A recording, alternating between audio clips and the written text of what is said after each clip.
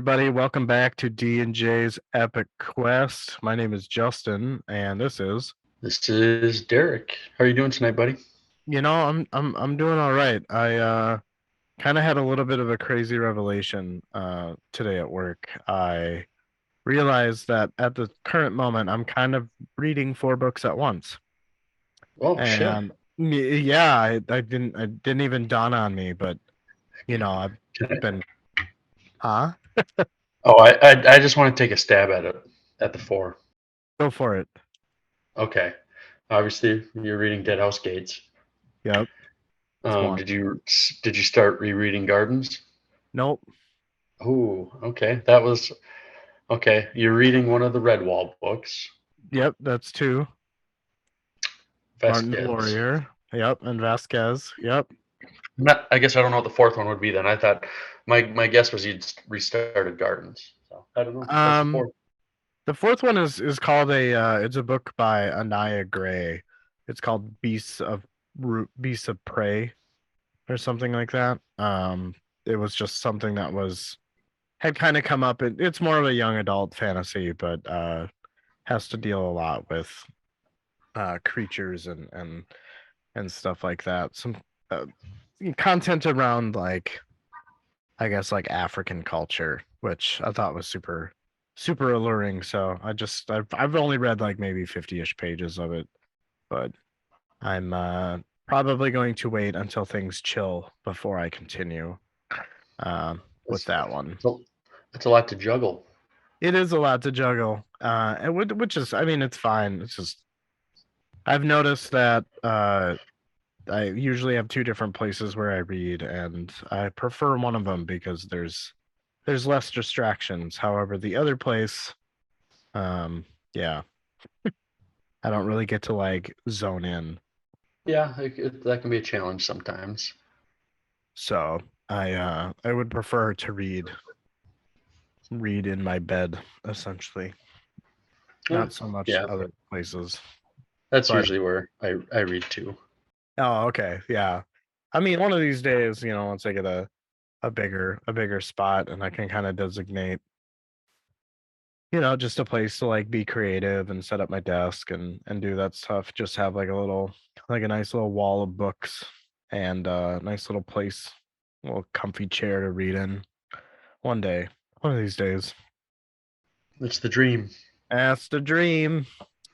But what about you, sir? How you been? Not too bad.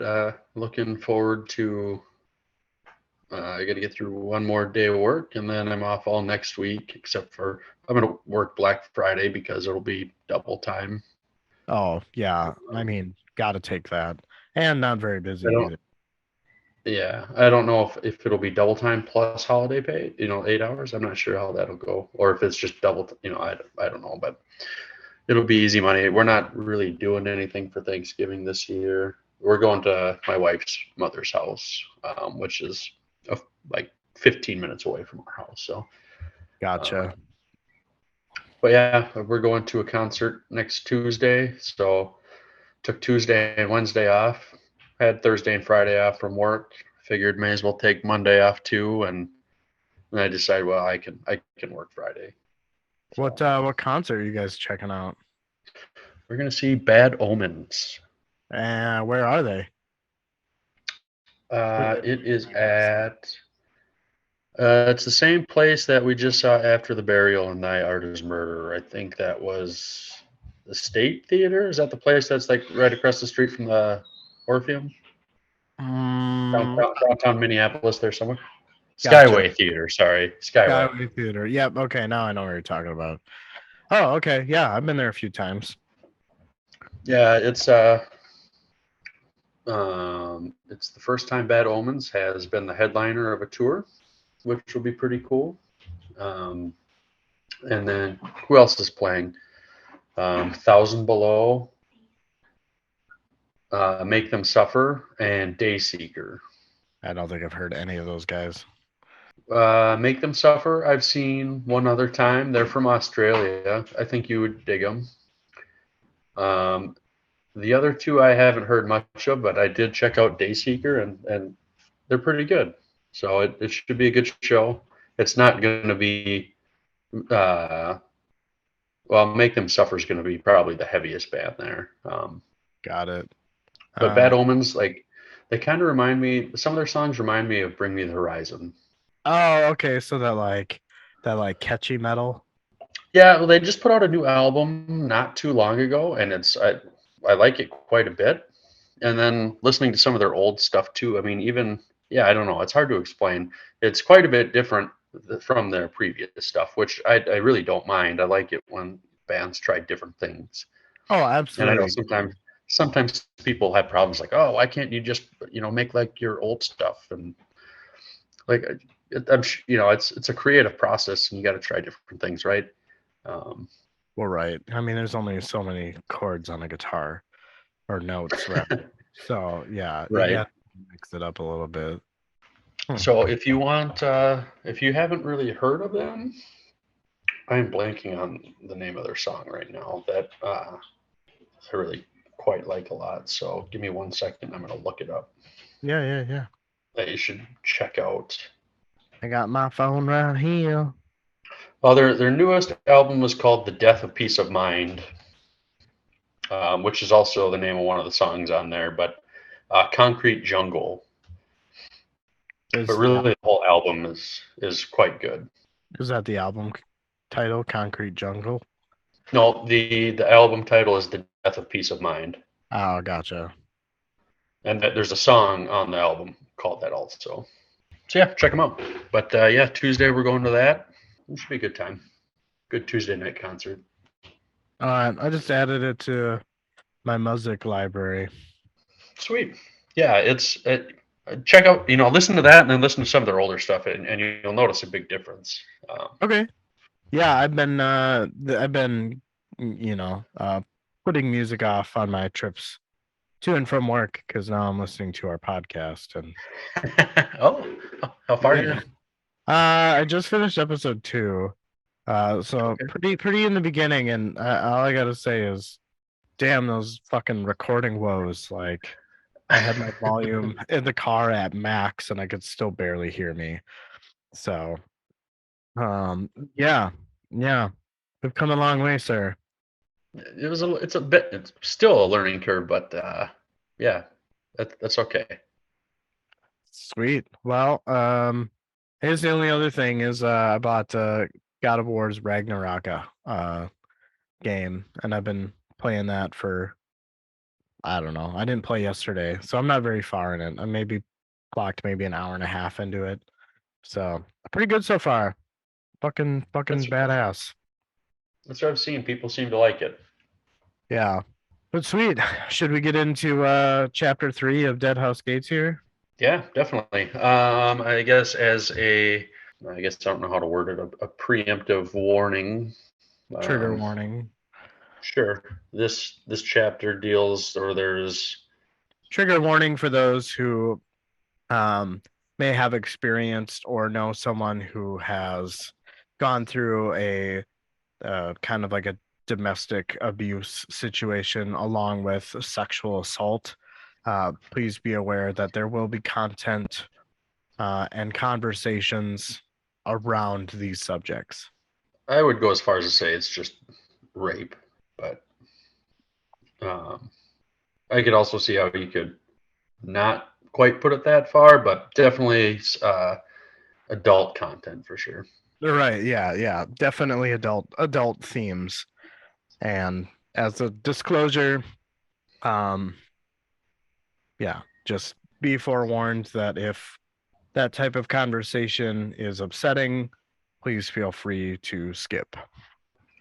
Yeah, and I'm sure once we get done recording, you'll be able to have like the time mark, skip ahead to X minute or whatever. Right. Yeah. But But yeah, just a heads up, it comes up. yes, it does definitely come up. But yeah, you wanna kick off our epigraph here? Sure thing. Chapter 3. The Red Blades were, at this time, preeminent among those pro-Malazan organizations that arose in occupied territories, viewing themselves as progressive in their embrace of the values of imperial unification. This quasi-military cult became infamous with their brutal pragmatism when dealing with dissenting kin.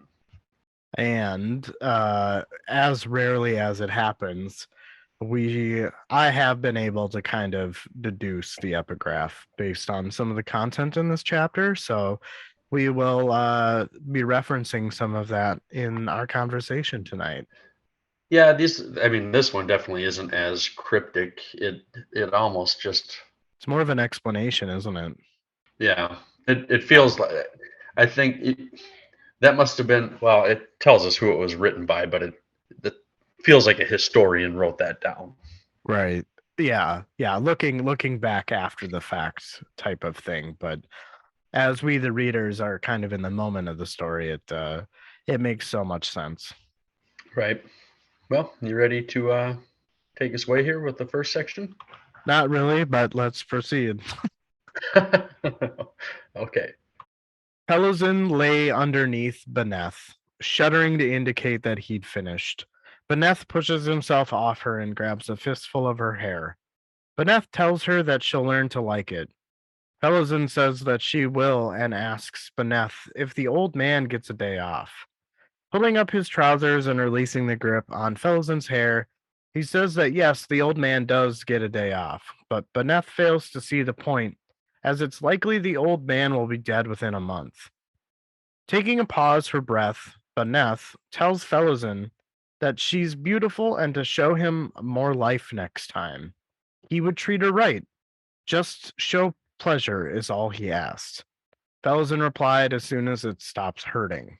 The day's 11th bell had sounded, and nearly everyone would have reached near light by now. Beneth moved within Captain Stalwark's shadow and could do as he pleased. Beneth had picked her within hours of her arrival at Skullcap. Beneth was a big man, bigger than Bowden. Though a slave himself, he was master of all slaves. The guard's inside man, cruel and dangerous, but according to Felazin, handsome as well. Felazin had learned fast on the ship. She had nothing but her body to sell. Giving herself to the ship's guards, male or female alike, got more food, drink, and safer parts of the boat for passage for herself, Heberick, and Bowden. Heberick's anger and grief at her had been difficult to ignore at first. Bowden didn't seem to have any words or expressions, but nonetheless got closer to Beneth because of it. Beneth and Bowden had come to an arrangement where if he couldn't be there, then Bowden was to protect her. As they are walking, suddenly Beneth tells Felazin that he'll move the old man to deep soil to plow, instead of hauling stones. Felazin asked if he'd really do that for her. Beneth says that he would because he wants no other woman, and she'll be his queen, and Bowden would be her personal bodyguard as he trusts him. Felsen asks if he trusts Heberick and questions this move as she doesn't see it as any different type of labor. Beneth explains that no, he doesn't trust Heberick and the difference between hauling stone and plowing, and tells her the difference between hauling stone and plowing. Ignoring Felsen's question, he tells her that there is food waiting for him. They reach the main shaft, 400 paces to Nearlight. During their walk to Nearlight, Felsen recalls a conversation between herself, Heberick, and Bowden about Otaterel not being a natural ore. As they approached the gate to Nearlight, the sun was about to set, bringing the coolness that dispelled the day's heat. Beneth asks the guard at the gate where Pella's docile mate went. Pella grumbles to Beneth about the docile being disobedient and talks of rebellion that this needed to be explained to Salwark. Beneth explains that the docile have always been on their knees. Pella responds by saying that history confronts the dull-witted. Beneth chuckles and asks him where he heard those words, because they certainly weren't his. Shrugging, he explains that they were Kellenved's words, taken from Duiker's Imperial Campaigns, Volume 1. Looking at Felazin, Pella asks what's next, as she was Malazan. Felazin shakes her head and says that she isn't familiar with Duiker's work. Sensing Beneth's impatience, she made her way through the gate. With a smile, the guard tells her as she passes that it's definitely worth reading. Felozin and Benenth continued to walk on, eventually reaching a couple roads merged to the one they are walking. Dosai houses hug the sides of the road. To the right was Deep Mine Road, and to the left was Shaft Road. They continued walking straight on to Work Road. To the north of the Dosai houses was Sinker Lake. Hebrick had asked Felsen to keep an eye on the water level. With the dry season in effect in the dim light, Felsen had observed the water level decrease and thought to herself how this would make Hebrick happy to know. As they are walking, Felsen is observing the landscape that was used as a means to escape, and those that were caught were displayed on spikes along the wall, aptly named Salvation Row. Those that made it that far, anyway, were left in the desert for their bones.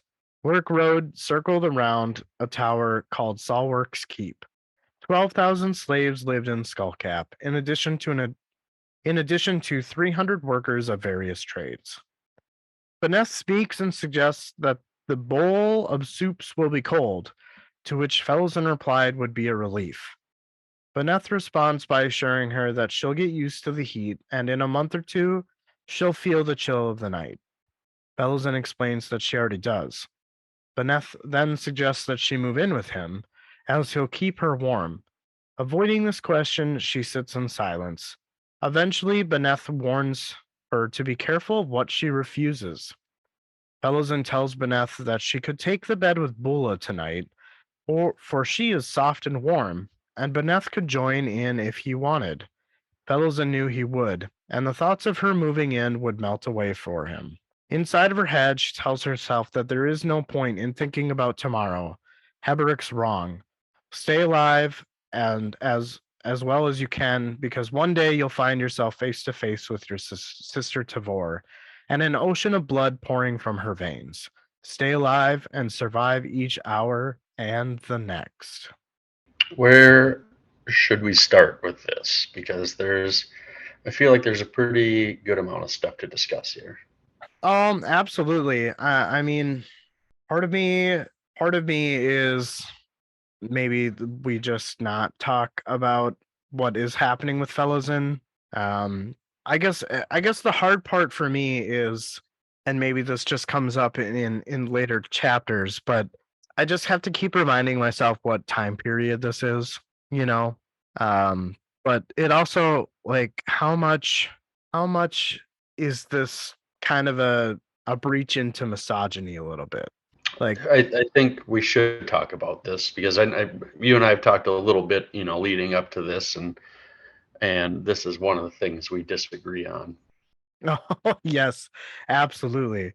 Uh, and that's where I fear, as a male, that it could be taken out of context. And so I don't necessarily know if I want to, uh, I guess, I share. never felt that you're like, yeah, Fellowson fucking deserved it. Well, I never no. got that vibe from you or anything like that. So I don't think you have anything to worry about that. I think we kind of maybe disagree more so in like the wording of things, than maybe more so the actions. Yeah. Um, I mean, I don't, what is happening is absolutely 100% wrong. I think that, and maybe this is something we should discuss in the next section because I feel like it's a little bit more prominent there. Mainly okay, because it does deal with like the consequences of her actions, if that makes sense.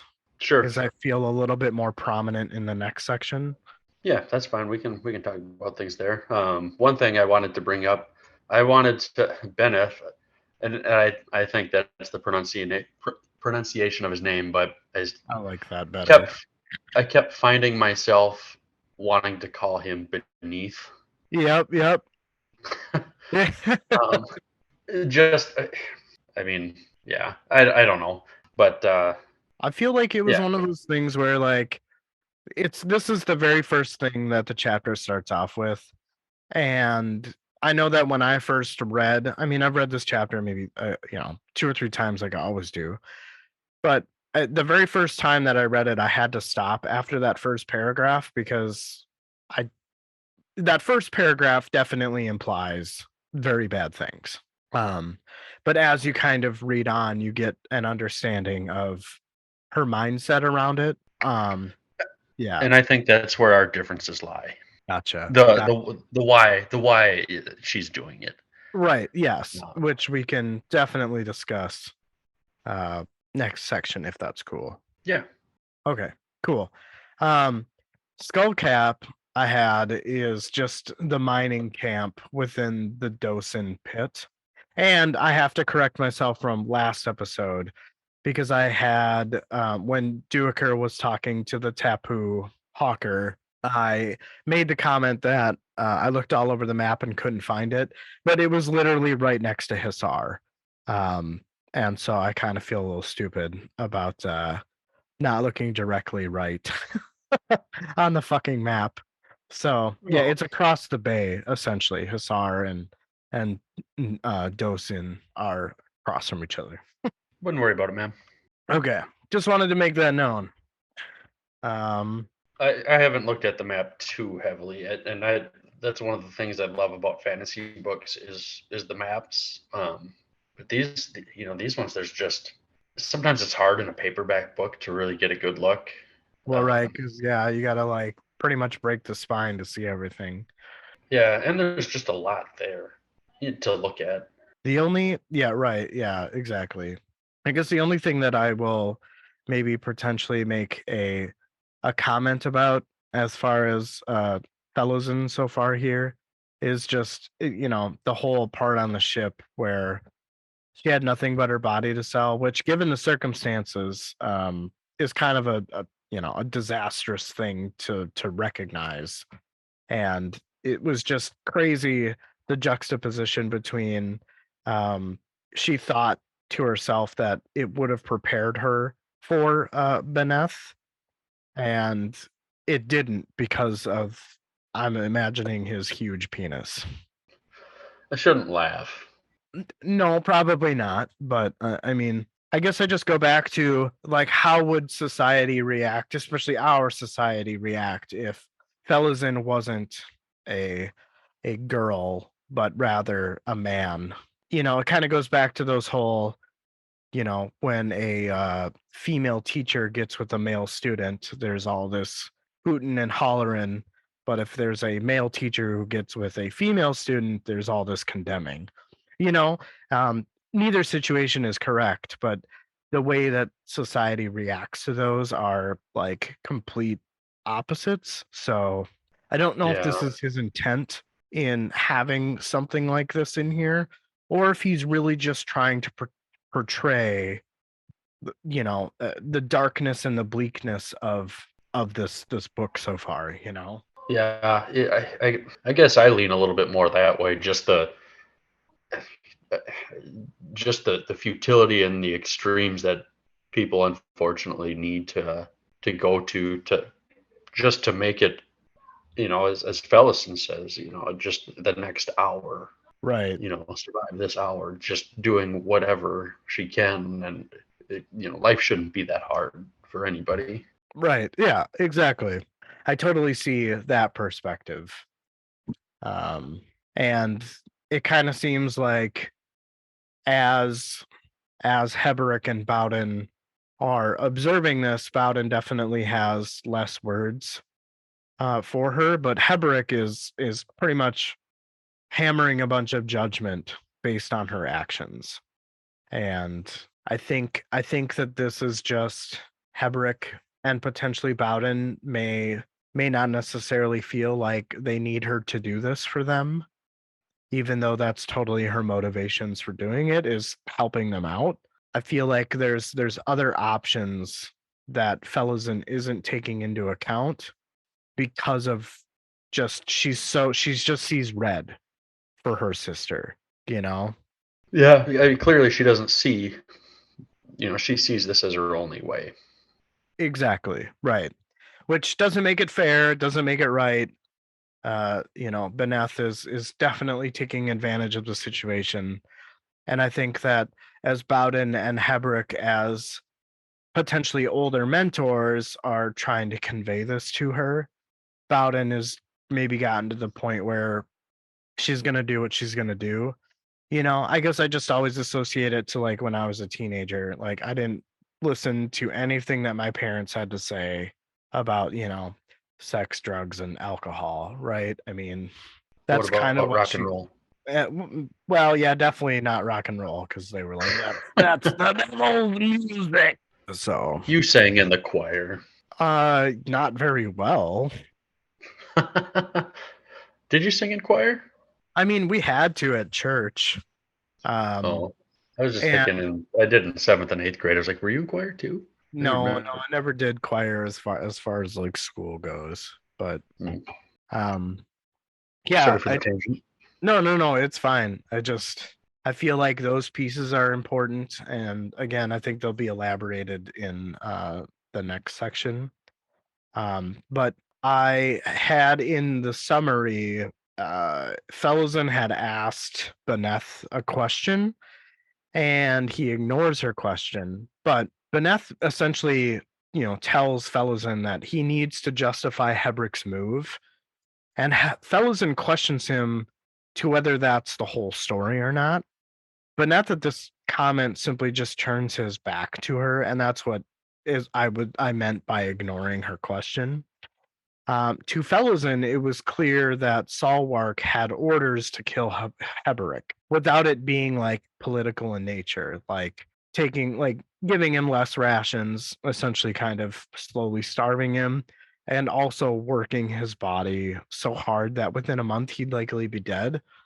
But here's my question: is like, so is Beneth is he defying orders with having Heberick move to deep soil? Or is there more that he's not telling Fellowson? Is there something about deep soil that would have the same effect on Heberick as hauling rocks? You know what I mean? Like they seem very kind of contradictory to each other. Like, well, I have to have a reason to justify his moves if it seems to Fellowson that Salwork has orders to essentially let Heberick go the way of the dodo, then Beneth moving Heberick to deep soil to plow fields isn't really going to do that like hauling rocks would, you know? Yeah, it may be easier work, but there's probably something else there. Yeah. I just And I feel like mean, maybe there's not, I guess, but there's something missing there. And yeah, I just wanted to pick it out and see if we had any thoughts, but it's definitely one of those things where we don't have much to to jump off from as far as is that we know the intention of Heberick, but we don't know the consequences of Beneth moving him, you know. right. Um We'll just have to read and find Rafa. out. Going back to a Raffo. Yeah. Another thing that didn't really dawn on me until like the third read was uh it that Beneth and Felizin were doing it within the mines and they are making their way out to the surface, thus near light, right? But also the way that they describe these pathways as like twisting from the Otaterral vein, whereas in other places it's just a straight shot down of Otaterral. It took me until summarizing where I really got a clear picture of the environment. Kind of crazy how much more that made everything kind of clearer as far as the environment goes. Just kind of made it a bigger picture. Yeah, I kind of envisioned it as like this must have been like an offshoot, that probably led to like a dead end. Right. Yeah. Just kind of like it wasn't going to be fruitful as far as mining Otaterral. So Beneth just kind of claimed it as his own place inside of the mine. Yeah, the boys club basically. Right. Exactly. I also thought it was kind of cool that we kind of get a little bit more of an understanding of Otaterral, right? Yeah. Uh, Was that this section where they talk? yeah, where they call it not Maybe being natural ore. maybe they I don't remember if it was the section where they explained some more of that. Um or maybe that was a little bit later on in the chapter. I don't remember. I mean, I guess this is the only one I remember, but um, in their walk to Nearlight and Nearlight's Gate, Fellowson recalls a conversation between herself, Heberick, and Bowden, And in this conversation, it's explained that Otaterel is the bane of magic, was created by magic. And I think this is fascinating. Is it possible that with the creation of Otaterel, did this also cause the madness to ensue? As it's likely the intention to block magic would do just that, but putting a human error to it, like maybe this is kind of like an unforeseen side effect. Whoever decided to create the bane of magic using magic probably kind of like stilling yourself, if I were to compare it to like the Wheel of Time or gentling yourself like on accident, like you create Yeah. this thing as a means of blocking magic being shown like shot at you, and but you still have the ability to shoot at them. And I think that this may have just ended up being like some type of side effect where they accidentally like cut themselves off from it instead of what they intended, like a science experiment gone wrong is kind of like how I envisioned that conversation. Yeah. I wonder because like I said, I don't remember if it was in this section or another one, but they talk about how it must have been just a cataclysmic event that, caused whatever to happen. So I wonder if we'll see that at some point if we'll go back to the past and see that event, or maybe that's all we'll get out of it is right there, that tidbit. Yeah, maybe. I feel like that was in the section. I maybe just didn't summarize that. Um, I feel like it was later on, but I guess I don't remember. I read this chapter twice and then summarized it, so two and a half times basically. But right. Yeah. Did you pick anything out about Beneth kind of underplaying the Dosai Tapella here? I don't know if I'm sure what you're talking about. Maybe if So you, maybe you'll jog my memory here. gotcha. So, Pella is the guard. He's a Malazan guard standing at Nearlight's gate. And, he has a conversation with Beneth and Felozin. Basically, Pella is complaining to Beneth to talk to Salwark about the Dosai basically being disobedient, and they're also kind of talking about rebellion, which kind of matches what's happening across the sea, right? So Beneth just simply says, well, that they've he pretty much downplays it by saying, well, they've always been on their knees. So eventually they'll go back to it, is kind of how I interpreted that. And that's where Pella is just like makes that quote from Duiker's Imperial Campaign, Volume 1, which were actually Kellenved's words, which is again contrary because he's Malazan, he's working for Empress Lacine's goals now, but he's quoting Kellenved's words that Duiker wrote about. So, I kind of remember what you're talking about. Yeah. Um, Go ahead and finish. I'm sorry. oh no, that was just my thought. I just I feel I think it's funny because it kind of sounds like the Dosai are potentially an ally to the rebellion. So I feel like there's going to be something that happens with them as we read this book. And I think that the Otatero mines, I've got the feeling that the slaves are going to rebel in some way, shape, or form, and maybe cause some havoc and yeah, potentially fuck some shit up. Yeah, very possible. I think it was kind of in that conversation, but I remember feeling kind of confused because they were talking about like numbers and population, um, and I felt kind of confused as to who outnumbered who, because I felt like they were saying that the commoners like outnumbered the guards, right? Is that right, or do I have it backwards? No, no, you're absolutely right. It wasn't until later. There's 12,000 slaves. And there's only a few hundred guards, right?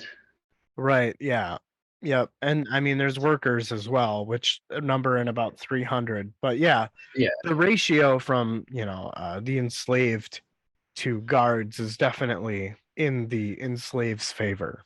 yeah. So and it confused me because all I could think is, I mean, you outnumber them much. What is that's like? I can't do math in my head, but 12,000 to it, like that's like 30, 40 to 1, right? About that, yeah. But I think it just takes a ripple in the pond to Why aren't they revolt? I mean, some people, you're gonna lose some, yeah, but I mean, you're so easily could overpower them. right. I think it just probably hasn't dawned on the enslaves the power that they have, which makes me think that there's something up there, and they're gonna have play a part in this apocalypse or this rebellion, you know. The whirlwind. Yeah, the whirlwind, exactly. And kind of after that conversation with Pella, he looks at Felazin because she was a fellow Malazan, asks her what's next. And I feel like he's looking for something for her to say along the lines of potentially what Kellenved would have done in this situation. Um, and to which she says, "Well, I'm not familiar with Duiker's work. However, my caveat to that is I find that just a little hard to believe, being that she is from nobility and being that he's associated to Lysine's campaign. Maybe this is a detail as to the nobility as a whole not respecting or submitting to Lysine's command. Because you'd think someone from nobility is going to, I mean, books, right? I mean, those are things that the rich essentially could only afford. I highly doubt that they wouldn't have a copy of a history book, or taught in some type of formal education setting. So I find it a little bit hard to believe that Felazin isn't familiar with his work, but at the same time, it's an interesting take on maybe the views of nobility, because Yeah, Duiker is the imperial historian under Lysine's command. So to ignore that would be total disrespect to Lysine. yeah, that's true. Um, I guess the only other thing that I had thought was really cool was the Sinker Lake, and I thought it was interesting that some people thought that it was a curse, as if you tried to swim in it, you'd disappear. So some thought there was a demon in it, but then Heberick was able to explain that it was due to the lime saturated water, which reduced buoyancy. It's like a reverse Dead Sea. Right. Yeah, exactly. So, um, I don't know. I thought that was cool. And I Definitely want an interesting bit. right. And I kind of want to know what it is about it it's sinking, or, the water level coming down, um that is going to play to Heberick's plan potentially, or if he's planning something. Yeah, there's got to be something to that because I was thinking the same thing. Like, is there some sort of like cave or something? If the water gets low enough, that'll be exposed. Yeah, maybe. Or if it gets low enough, then they can pretty much just kind of walk on the surface because it's so dense. It's so saturated with lime. But they got to climb up the cliff wall on the other side. So, Right. So yeah, I guess overall, I mean, outside of some parts, I really like this kind of introduction to the Otatero mines, kind of getting a little bit of the lay of the land, so to speak, yeah, and just uh, kind of some of the drama that is unfolding, I guess. yeah, for sure. I think I really like this last line in this section, and I think it just lends itself to my theory that there's going to be a showdown between Felison and Tevur. Felison thinks she's going to take her out, but I still feel like it's going to be Felison's blood coming out of her veins, not Tavur's. Yeah. And being that I recently listened to our podcast, Tavor is a year younger than Gano's. Okay, so they're pretty close. Pretty close in age. Yeah. But yeah, I mean, I get that. I get where she's coming from, and it's all about survival. But I think that going back to the prologue at the end, where her whole lessons have just kind of begun, type of statement that we left off on. I think that her actions are having consequences that she's never really had to face before, which is essentially a new lesson for her. It'll be interesting to see what happens where it continues to go for her. Right. Exactly. I guess well with that, I don't have any other comments about this first section. Do you want to kick us off into the second? Can do. Heberick was awake and wrapped in blankets near the fire as Fellison climbed through the floor hatch in their little home. Heberick speaks and asks if he's supposed to believe that she's come to enjoy the life they have now. Fellison only replies that she thought he was tired of judging her. She grabbed a wineskin and looked for a clean cup. She wasn't able to find one and commented that Bowden must not be back yet because the simple task of cleaning a cup is beyond him. She finds a cup that is clean enough and pours some wine. Heberick tells her she's a lush and that will dry her out. Fellison calls him an old man and tells him not to father her. Heberick curses Tavor that she wasn't satisfied with having her younger sister killed, but turning her into a 14-year-old whore. If Fenner has heard his prayers, Tavor's fate will be worse than her crimes. Fellison corrects him and reminds him that she's 16. Fellison refilled her cup and sat down near the fire, warming her feet. She told him that she saw him at the carts, with Gunnip walking beside him with the switch. Heberick said it amused them all day. Gunnip told the other guards that he was swatting flies. Fellison asked if they broke his skin. He said yes, but Fenner heals him well, and she should know that. She reminds him she does know, but she sees pain in him, and it only heals the wound or the flesh, not the pain. He looked at her and said he was surprised that she could see anything at all. Does he smell Durhang? He told her to be careful with that, as that ship will take her to some dark places, and that she should just probably sell it off, as the amount she has is worth a month's salary for a guard. Fellison declines and says that she deals with her pain in her own way, just like he does his. Also, anything she needs, Benneth will give her. Heberick says, "Is it really giving, though?" She says, basically yes, just as good as free.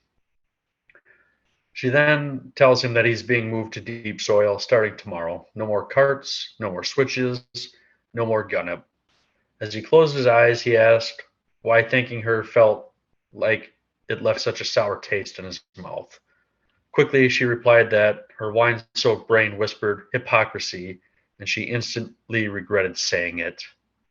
Too much wine and too much Durhang. She didn't want to hurt his feelings. She took the food she had saved for him and unwrapped it and gave it to him and told him that Sinker Lake had dropped another hand's width. Heberick only stared at the stumps where his hands once were. Fellison had more to tell him, but she couldn't remember what it was. She finished her wine, and as she ran her hands through her hair, she noticed Heberick was staring at her chest. She didn't appear to have an issue with this, as she let him stare a moment longer before dropping her arms. She tells him that Bula has fantasies about him, and it's the, quote, possibilities that intrigue her, and that it would be good for him. This catches Heberick off guard, and he leaves to climb into his bunk. Fellison laughs, thinking she only wanted to make him smile, and that she didn't want her own laughter to sound so hard. She isn't what they think she is, she tells herself, then immediately questions her own thinking. Fellison laid in her own cot, and roughly an hour later Bowden returned. He added wood to the fire, and she could tell that he wasn't drunk because he moved carefully, though she did wonder where he had been. She wondered where she had been, though he wouldn't tell her. He didn't say much to anyone, and even less to Fellison. Moments later, she heard Bowden and Heberick whispering. She could not make out what they were saying. The chat was quickly over, and Bowden retired to his own bed. She thought the two of them were planning something, which didn't surprise her, but she was rattled that she wasn't included in their plans. This made her angry, as she thought about how she had kept them alive, or made things easier at least. She felt like she was only good enough to be used.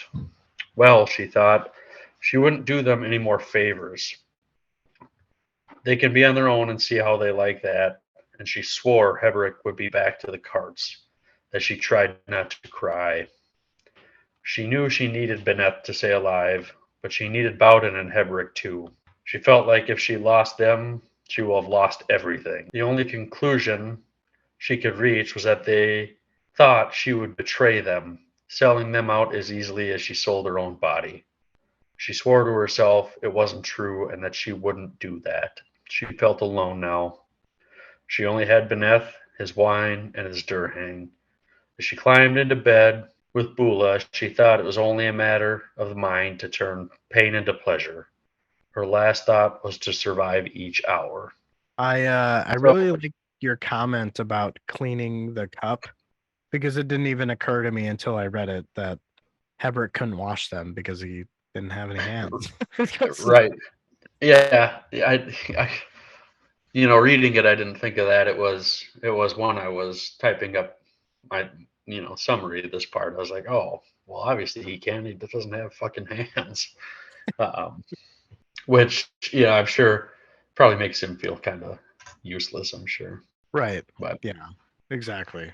so we find out Fellison's 16, um, which by, many accounts for, the type of story this is, and if you were to equate it to, some period of time in our own world, yeah, that's considered an adult, right?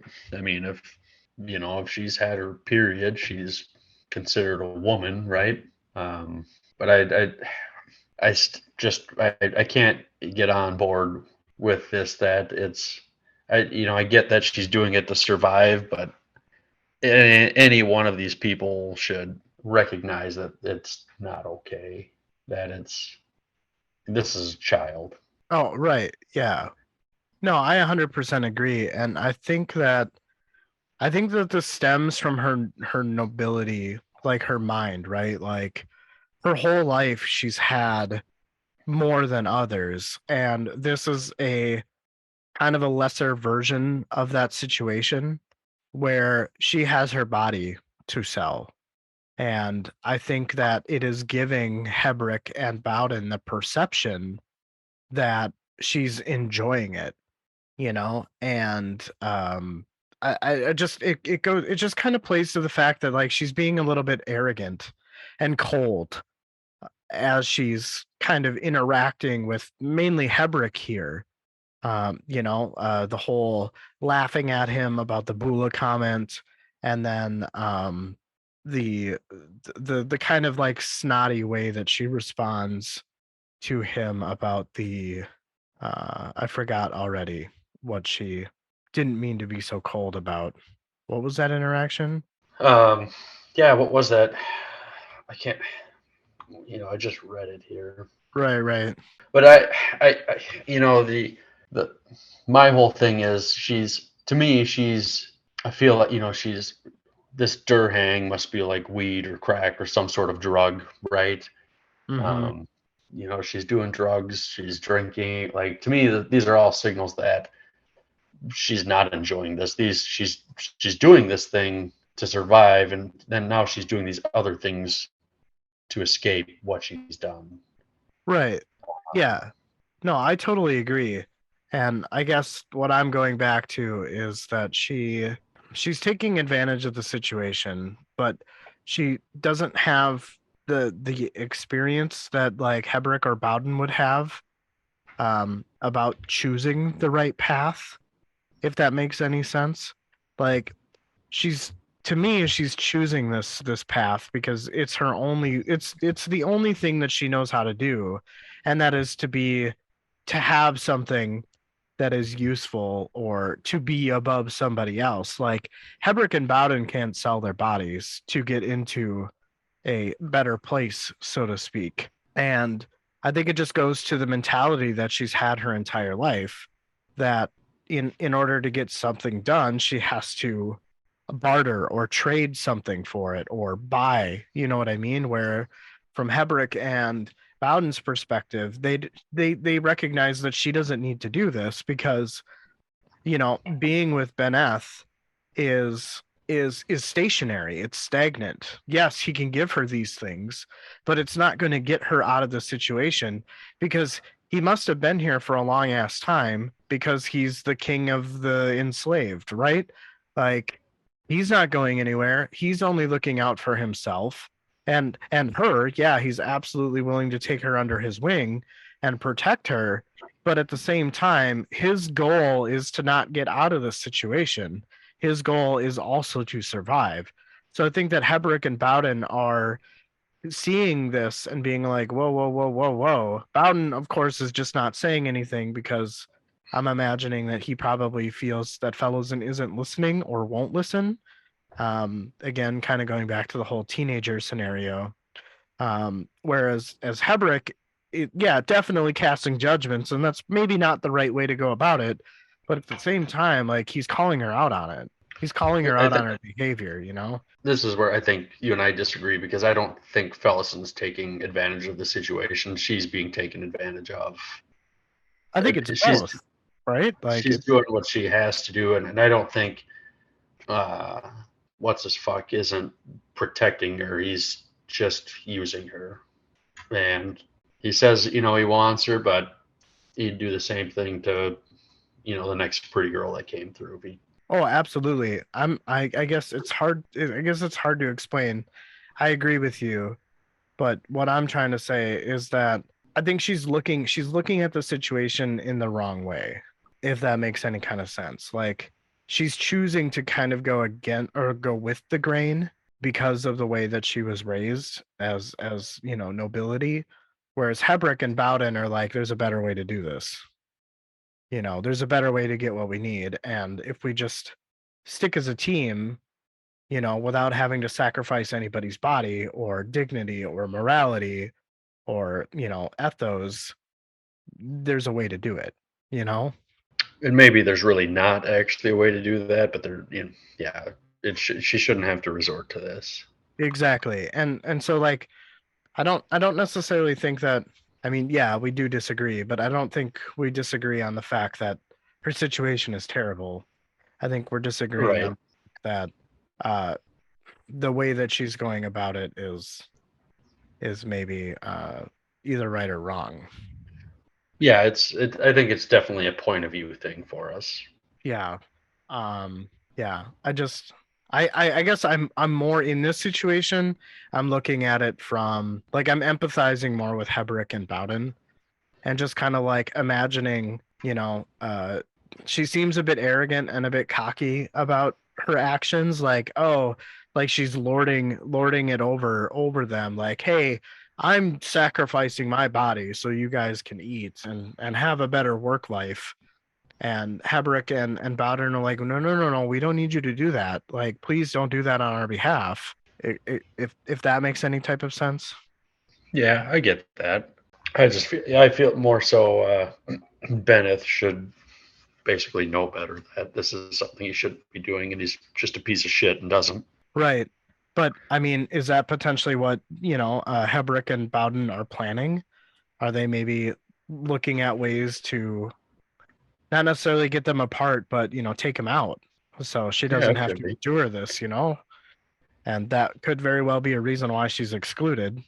Or it could be because they simply don't trust her, as she kind of states in her own little thought about, selling their loyalty as easily as she does her own body. I just the way that she's treating Heberick in this section is really dismaying to me because she Yeah, I mean, she's definitely, she's under the influence and is saying things without really thinking that are, probably pretty hurtful, and this is right? To right. Yeah, And this is like when we were texting about it, this is kind of where I was coming from. Like this is a lesson that she has to learn that she's never been put. I mean, obviously no one wants to be in the situation, but coming from nobility, kind of like a golden spoon fed life, these are one of those things. These are the lessons of the real world. Like you don't go selling your body to get what you want. You stick with your friends and you figure it out. You figure out a different way. And I just wonder if she hadn't been doing this, if Bowden and Heberick would have included in her plans, you know? Because like I think it would be a different scenario, if she, and again, I'm probably gonna get hated for it, but if she didn't, if she was just say stop to Beneth, like, no, I don't want this, but he kept doing it anyway. I feel like Heberick and Bowden as friends would be like have her back in that situation, where I mean, I feel like they don't really have a choice because she's doing it for a gain on their behalf. So I think it's kind of like this like shade of gray.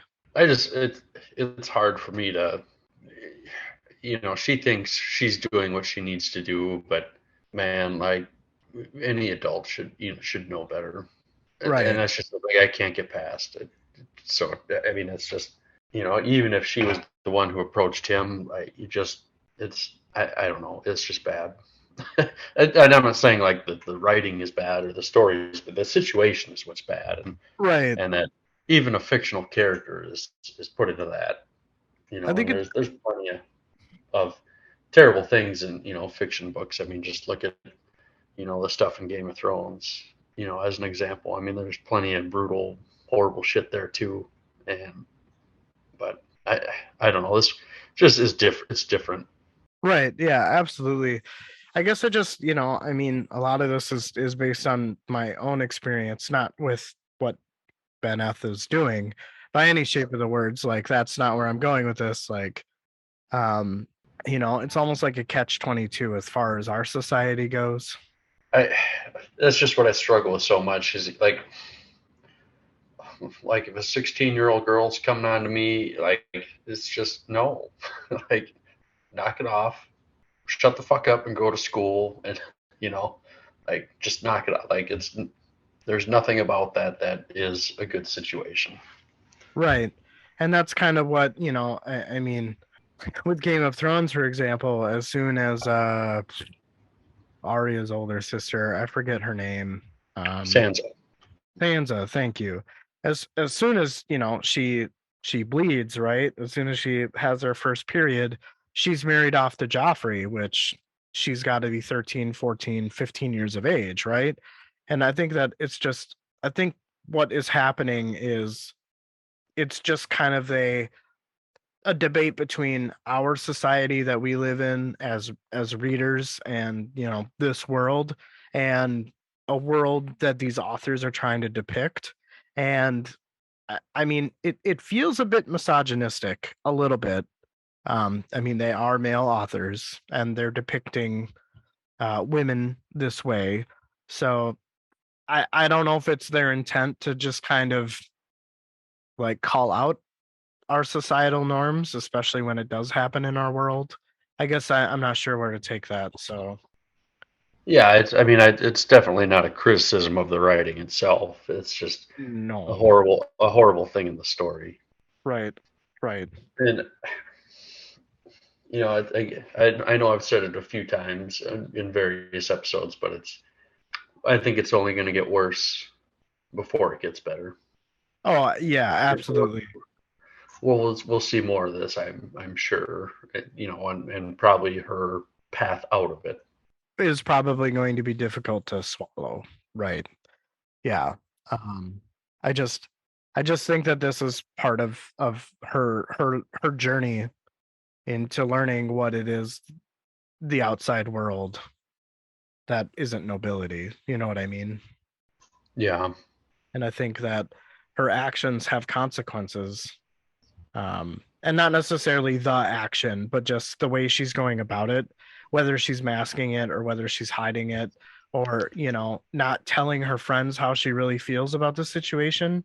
She's coming across as arrogant, and the situation between her and Beneth is absolutely no go, like never should be happening. But I think that it's the way that she's reacting to it, is not healthy. She's not going about it in a healthy, like from a mental healthy state of mind. yeah.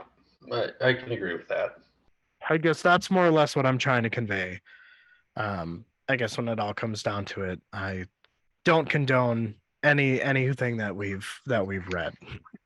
You know, I never doubted any of that. It was, yeah, it's like I said, it's kind of a point of view thing, I think, where we differ. yeah, And that really has not, through a book and, a fifth, we really have not disagreed much. no, not at all, not at all. I want to be conscious of the fact that I am male, and it is the perception of males to lust after women in very unhealthy ways. Yeah, unfortunately, it's a thing. Right. And, as a male, I'm going to get clumped into that, even though I want nothing to do with it. That is the perception, right? Well, I think we had a pretty healthy discussion on that. I, Um, I would say so as well. you ready to move on? I am. All right, sounds good. Duiker sat on the seawall, observing the quayside market and how everything appeared to be just, another day. His gaze fell to that of Admiral Knox's fleet departing on their month-long journey to Erin. The departure had not gone unnoticed by Hisar citizens, though. The oppressed had won their first victory, and all to be distinguished would be its bloodlessness to those that followed. Duiker could only assume that Malik Rel was on that ship heading to Erin, and it was not hard to imagine the things he would be reporting to Pormqual. Just then, a Malazan sail caught his eye. A small transport of some kind, potentially from Dosin Pali, or shortly from further up the coast. Just then, he felt a presence next to him. Glancing over, he saw Culp starting to sit on the wall next to him. Culp tells him that it's done, and instructions have been sent, assuming Duiker's friend is still alive. Culp shuffled nervously as he saw a harbor dory approach the Malazan sail. Two men waited on the deck of the transport as one of them leaned over to speak with the official of the harbor. Suddenly, the oars in the dory sprang out and then quickly did a 180.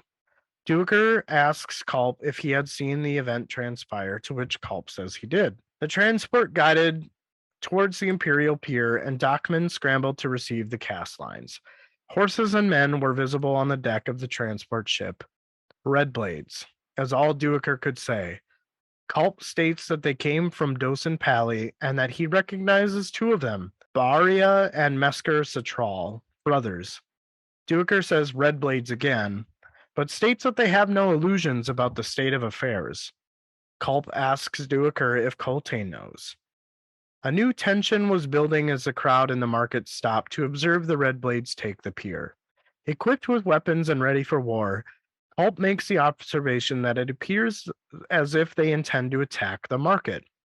Culp slips off the seawall and heads towards the red blades, who had the market crowd backing away into the aisles between shops.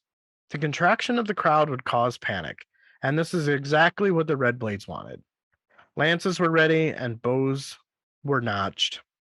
To Duiker, the crowd seemed to shiver, but alas, so movement heading into the crowd. Culp also took a half dozen steps toward the red blades from his previous position. The figures emerged from the crowd and removed their tabala cloaks. They were Wiccans, their cold faces held firm on Baria and Mesker. Baria shouts to the Wiccans to stand aside or die. The Wiccans laughed in mockery at this. Duiker quickly followed in Culp's wake. Mesker snaps a curse as he spots Culp approaching. The mage yells out to Baria and tells him not to be a fool. The commander's eyes narrowed as he told the mage to refrain from using sorcery or he would be cut down. Mesker chimes in and states that they will cut this handful of barbarians down and properly announce their arrival in Hisar. Culp tells him that if he does, then there will be 5,000 Wiccans avenging their deaths. Culp goes on to explain to Baria and Mesker the brutal details. Coltane is not your enemy, Baria. Sheath your weapons and report to the new High Fist. Mesker yells at Culp, telling him that Baria is not his brother's keeper. Culp scoffs and tells him that they all know the truth of what Baria says his brother will follow. Baria tells his brother enough, and it was not the time for this. Mesker's face was filled with rage and unsheathed his tulwar. A mounted troop of Hissar guards approached, weaving their way through the crowd. A chorus of hoots sounded to Duiker and Culp's left. As they turned, they saw 3 scores of Wiccans with bows drawn, aimed at the red blades. Barya raised his hand and made some gesture to lower their weapons. Snarling with disgust, Mesker scabbards his tulwar. Culp says dryly to the Red Blades that their escort has arrived, and it appears that Coltane was expecting them after all. Duiker stood at Culp's side as they watched Barya lead the Red Blades to meet the Hissar Guard. Duiker talks about the Wiccans that were disguised, and it seemed clear that Coltane had infiltrated the market. Culp replies that Coltane is cunning, and shows that they were willing to lay their lives on the line to protect the citizens of Hissar. Duiker interjects that he doesn't think that if Coltane had been there, he would have ordered those Wiccans forward. It seems that they were there for a fight, not to save the crowd. Culp is rubbing his face and tells Duiker that he hopes the Hissar believe otherwise. Duiker says, "Come, I know a place in Imperial Square where we can get some wine, and on the way you can tell me about how the 7th are warming up to Coltane's command." Culp laughs and tells Duiker that they respect him, but warmth was far away yet. As they are walking, he explains that Coltane has had them in one formation since the day he took command. Duiker tells Culp what he's heard about Coltane running them to exhaustion so much that they haven't had to enforce the curfew. Culp begins to explain that they practice mock battles, breakout tactics, street control, etc., every afternoon at this ruined monastery. Duiker said nothing on their way to the Imperial Court. When they did arrive, he spoke to Culp and asked if something of a rivalry between the Wiccans and the 7th. Culp says that this tactic was obvious, but the mage thinks it's been taken a little too far. As they strode into the square, the historian asks Culp what it was that Coltane had the mage do. The mage tells Duiker that he conjures illusions all day. Illusions of Malazan refugees, 1,000 weighted scarecrows for the soldiers to carry around. Coltane orders that his refugees create chaos. The historian asks of Sormoinath. Duiker nodded to himself as he heard Culp say that Sormo was nowhere to be found. Duiker tells Culp to organize the squad leaders and to convince them to push the 7th and show Coltane what they are capable of. Come tomorrow, win your objectives, and I'll guarantee a day of rest. Culp asks Duiker what makes him so sure. Duiker, in a moment of thought, but finally it reiterates that he stated, and to let him deal with the fist. Some pretty good tension here.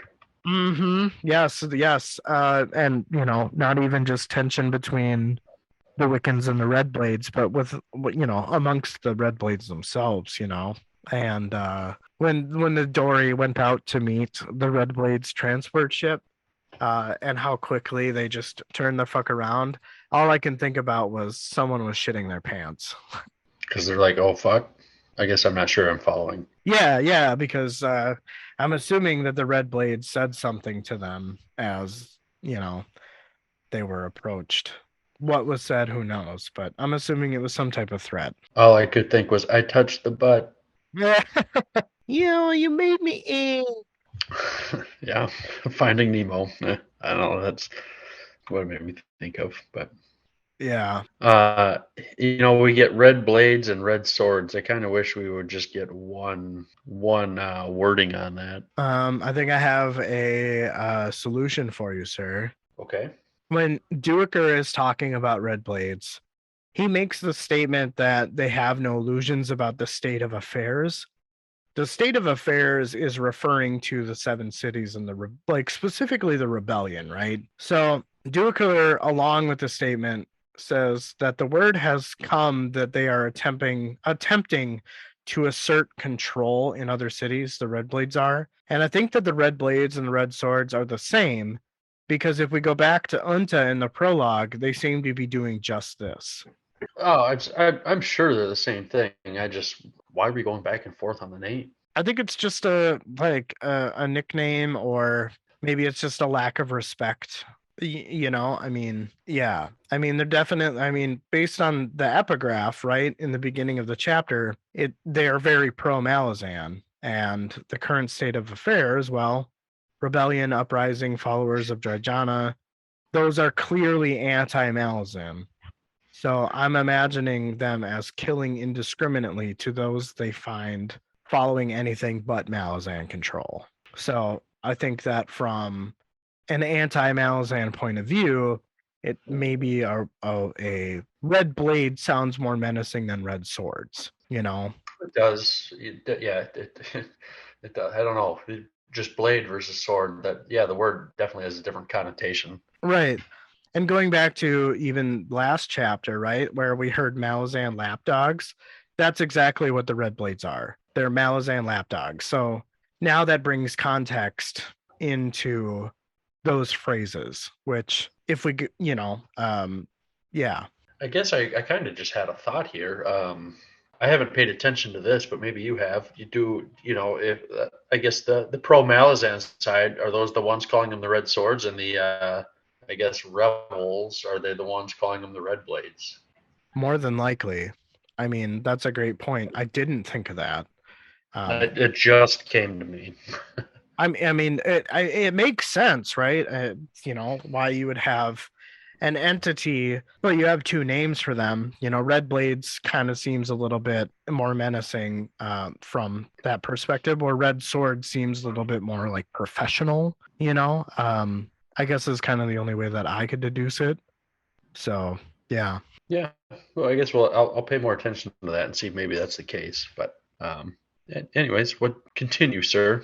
No, it just brings me back to this conversation with Duiker and the Tapu Hawker. I know that I go back to that a lot, and I don't know really why. But in that conversation, if you recall, they talk about them being commanded by a they use Mesla. They use the phrase Mesla lapdog, which we don't get clarity until later in the chapter. Um, but they were saying that their commander has a scarred face, or the face of a demon, right? And I keep going back to the interaction with, I think it's Mebra and Kalam, when Kalam comes in possession of the Book of Drajana. And I think that like the Taboo Hawker was alluding to Mebra because he's got scars all over his face. I know he had at least one good one because we're talking about how they're going to give him a matching one or whatever. Right. Yeah. So I think that it's either they're talking about him or they're talking about Bolt, who's got also a fucked up face. So either one of them could be the face of a demon. I'm canceling Bolt out because their conversation was around, Malazan lapdogs and to be careful of spies. Well, yeah. So I'm making connections there. They may be fruitful, they may not be, but I don't know if you're following. Does that make any sense? I think so. I don't really have any disagreements with that. Okay. Yeah. Like I said, I could very well be wrong. I mean, Mebra definitely seems to be a spy for the Malazan because he has the Book of Drajana, He which seems I like have a a slimy fuck. right, which I have a theory about this as we kind of go through some of the later Ooh, sections in here. We'll come back to that though. okay, I can't wait to hear it. Yeah, yeah. It was pretty good. I don't know. It was just something that was said that made me like, wait a second. So, but yeah, it just and of course, Mesker, the brother who almost got into a fight with his brother, because of the thing that Culp was saying, which what we find out was intentional. Like Culp was like, yeah, we one less Sakrel either way is better off for the world. So I thought that was funny. Um, Yeah, but Mesker pretty much calls out that he's going to kill the Wiccan barbarians and properly announce their arrival in Hisar, which just further makes my point about what we just talked about. Like they're there to fuck some shit up. you're doing great here, and I love listening to you. Oh, okay, all right. Uh, cool, good to know. Maybe I'll see some sweet things later. I am having a beer, but I'm gonna need a couple more for that, Justin. Ooh, only a couple more. I win. Mm, I mean, you're not gonna lose. No. Yeah, I like the section. I like the tension, even amongst the brothers. I thought it was interesting that we've potentially got some rogue Wiccans here. I don't know do you have any particular feelings about these Wiccans that were in the market? And Culp seems to misinterpret their actual intention here. I mean, I guess I felt was Coltrane not in the crowd because I got the sense that he was, or No, that he at least like said he no, wasn't. he wasn't in Okay. the crowd.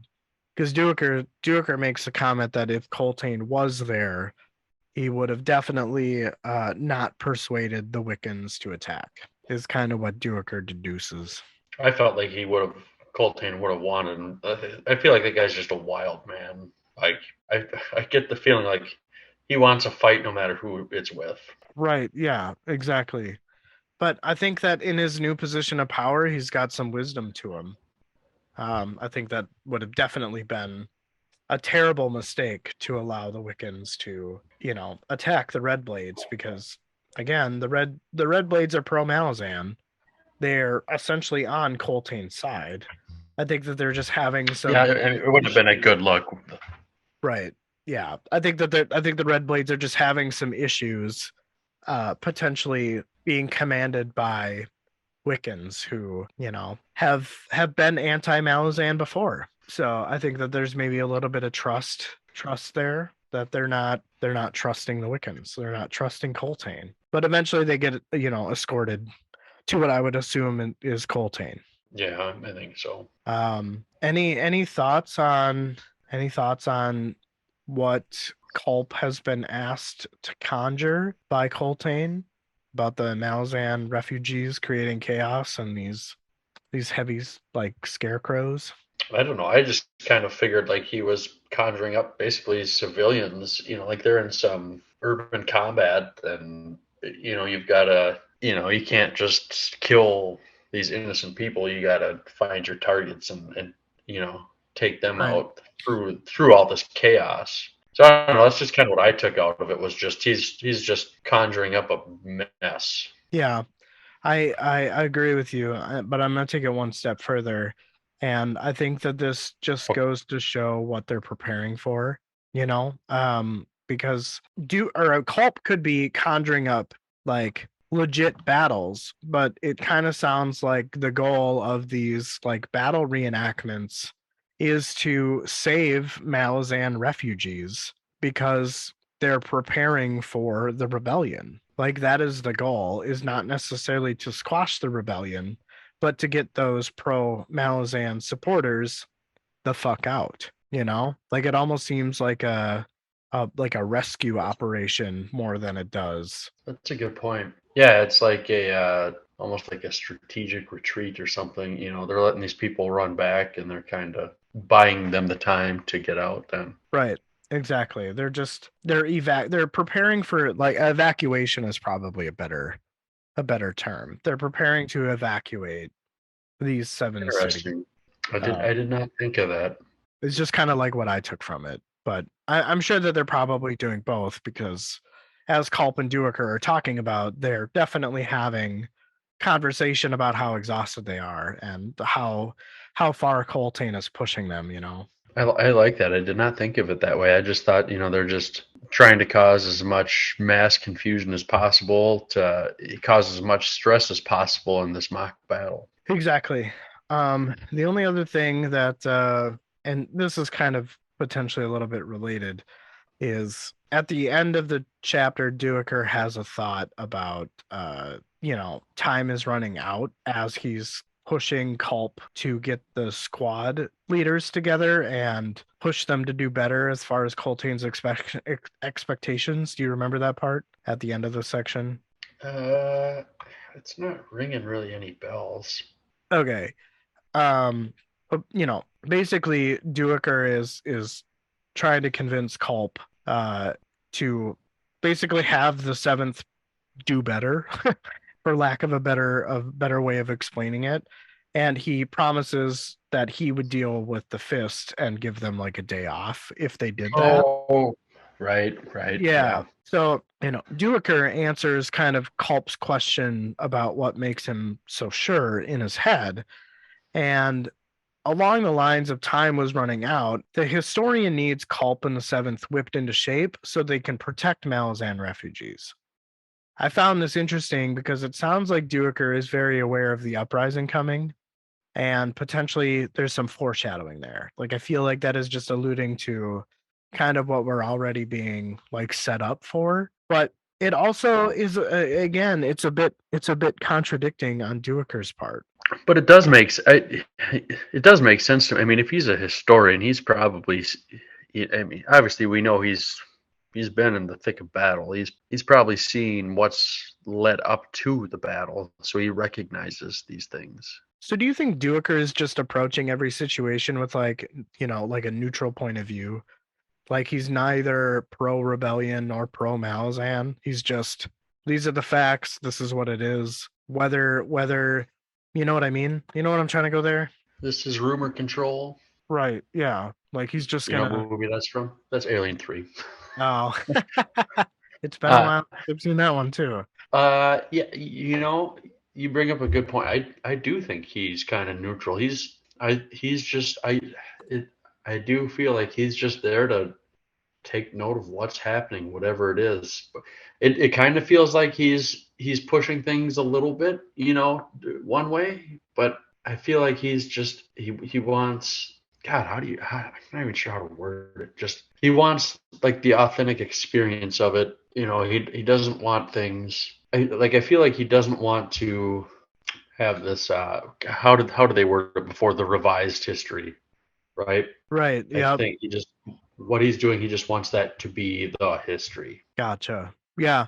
No, I mean that makes sense. I thought it was interesting that he's trying to convince, Culp and the seventh army to essentially protect those that are Malazan. Like it feels like a little bit out of his realm of neutrality.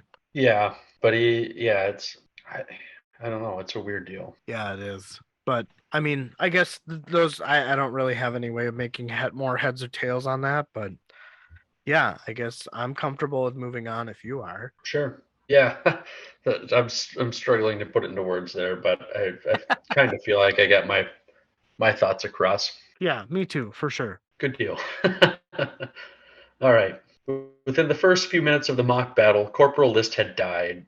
Bolt was leading the Wiccans and had clubbed List like a baby seal, then threw him over his shoulder and took him off the field. After dropping List off, he jogged over to Coltane and a few other officers to watch things unfold. Coltane yelled for a healer for the unconscious List. Coltane eyed Duiker and said that he saw no change from yesterday. Duiker said to wait as it was still early. As they watched the mock battle, soldiers still received bumps and broken bones. Bolt spoke up and said this day was different. They saw more Wiccans succumb to the Seventh. This time was different. The battle had shifted. Bolt called for his lancers and told his uncle or nephew, told him to stay put as the horsemen approached. They didn't carry real lances, but blunted ones, but even that will still give a painful lesson. Bolt said it was about time. Duiker asked what he meant. Bolt explained that the 7th should have earned Lancer support a week ago. Coltane figured it would take time to toughen them up, but all they did was fail. So who gave them this new life? Was it Duiker? If it was, he should be careful, or Coltane would make him a captain. Duiker defers and said it was not him, but Culp and the squad sergeants. Bolt assumes that Culp is taking it easy, and that is why the 7th is winning this time. Again, Duiker deflects and says Culp follows Coltane's instructions to a T, and if he's looking for a fault, he will have to look elsewhere. Duiker asks about Coltane calling him his uncle or nephew. Bolt says, what of it? Duiker asks if he is. Bolt asks what he means. Is he what? Duiker relented and let it go, but felt like he was starting to grasp Wiccan humor. The 7th was celebrating their victory. Bolt told Duiker to give Culp his regards when he saw him next. Duiker said the 7th had earned a day of rest. Bolt asks how he figures they earned a day of rest for one measly victory. Duiker says they need to savor it, enjoy it, and they need time to heal. The healers will be busy. You don't want healers with exhausted warrants at the wrong time. Bolt asks if this quote, wrong time is soon. Duiker thinks this is the case and that Sormel Enath would agree too. Bolt hocked a loogie on the ground and said his nephew came closer. Duiker asked if that was a smile he spied on Coltane's face. Bolt said he must have been seeing things, and to take word to the seventh, they earned their day of rest. I found this section interesting, but almost kind of a little disposable. I agree. Yeah.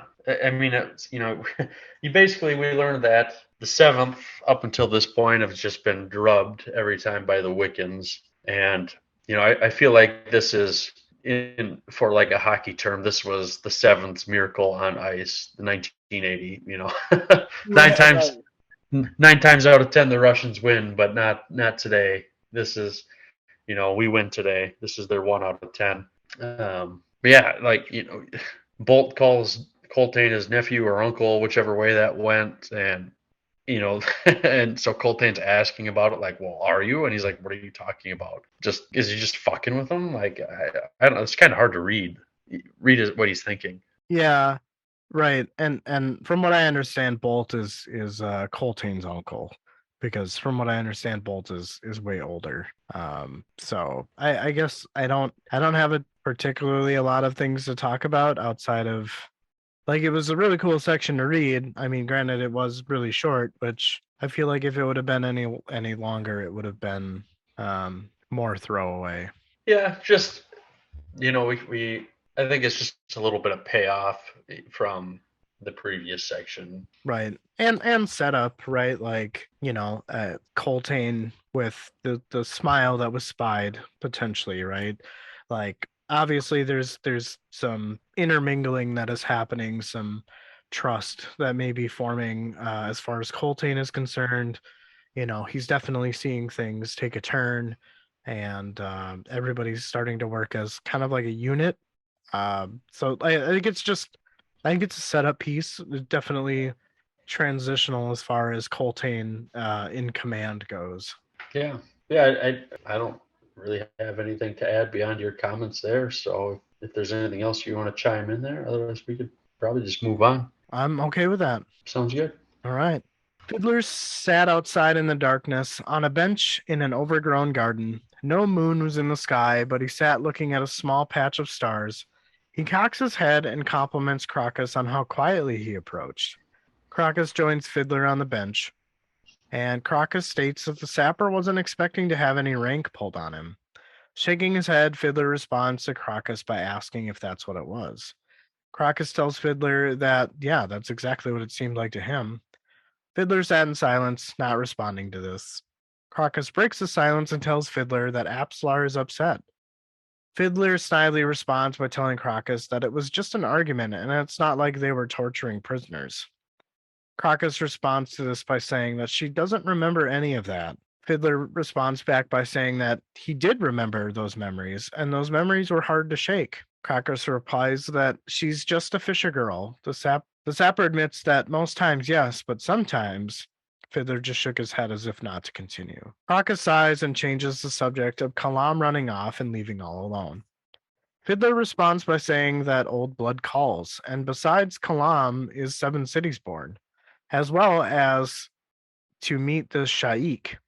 Crocus is exasperated as he calls out Fiddler's defense of Kalam, whereas a few minutes ago he was practically calling Kalam a traitor. Grimacing, Fiddler explains that it's a confusing time, comparing Empress to city and city to Empress. Crocus interjects that this is a moot point. The sapper, in his response, tells him to ask the girlfriend about this, as she could explain it to Crocus. Crocus doesn't respond to this, but rather states that Fiddler and Kalam are expecting rebellion.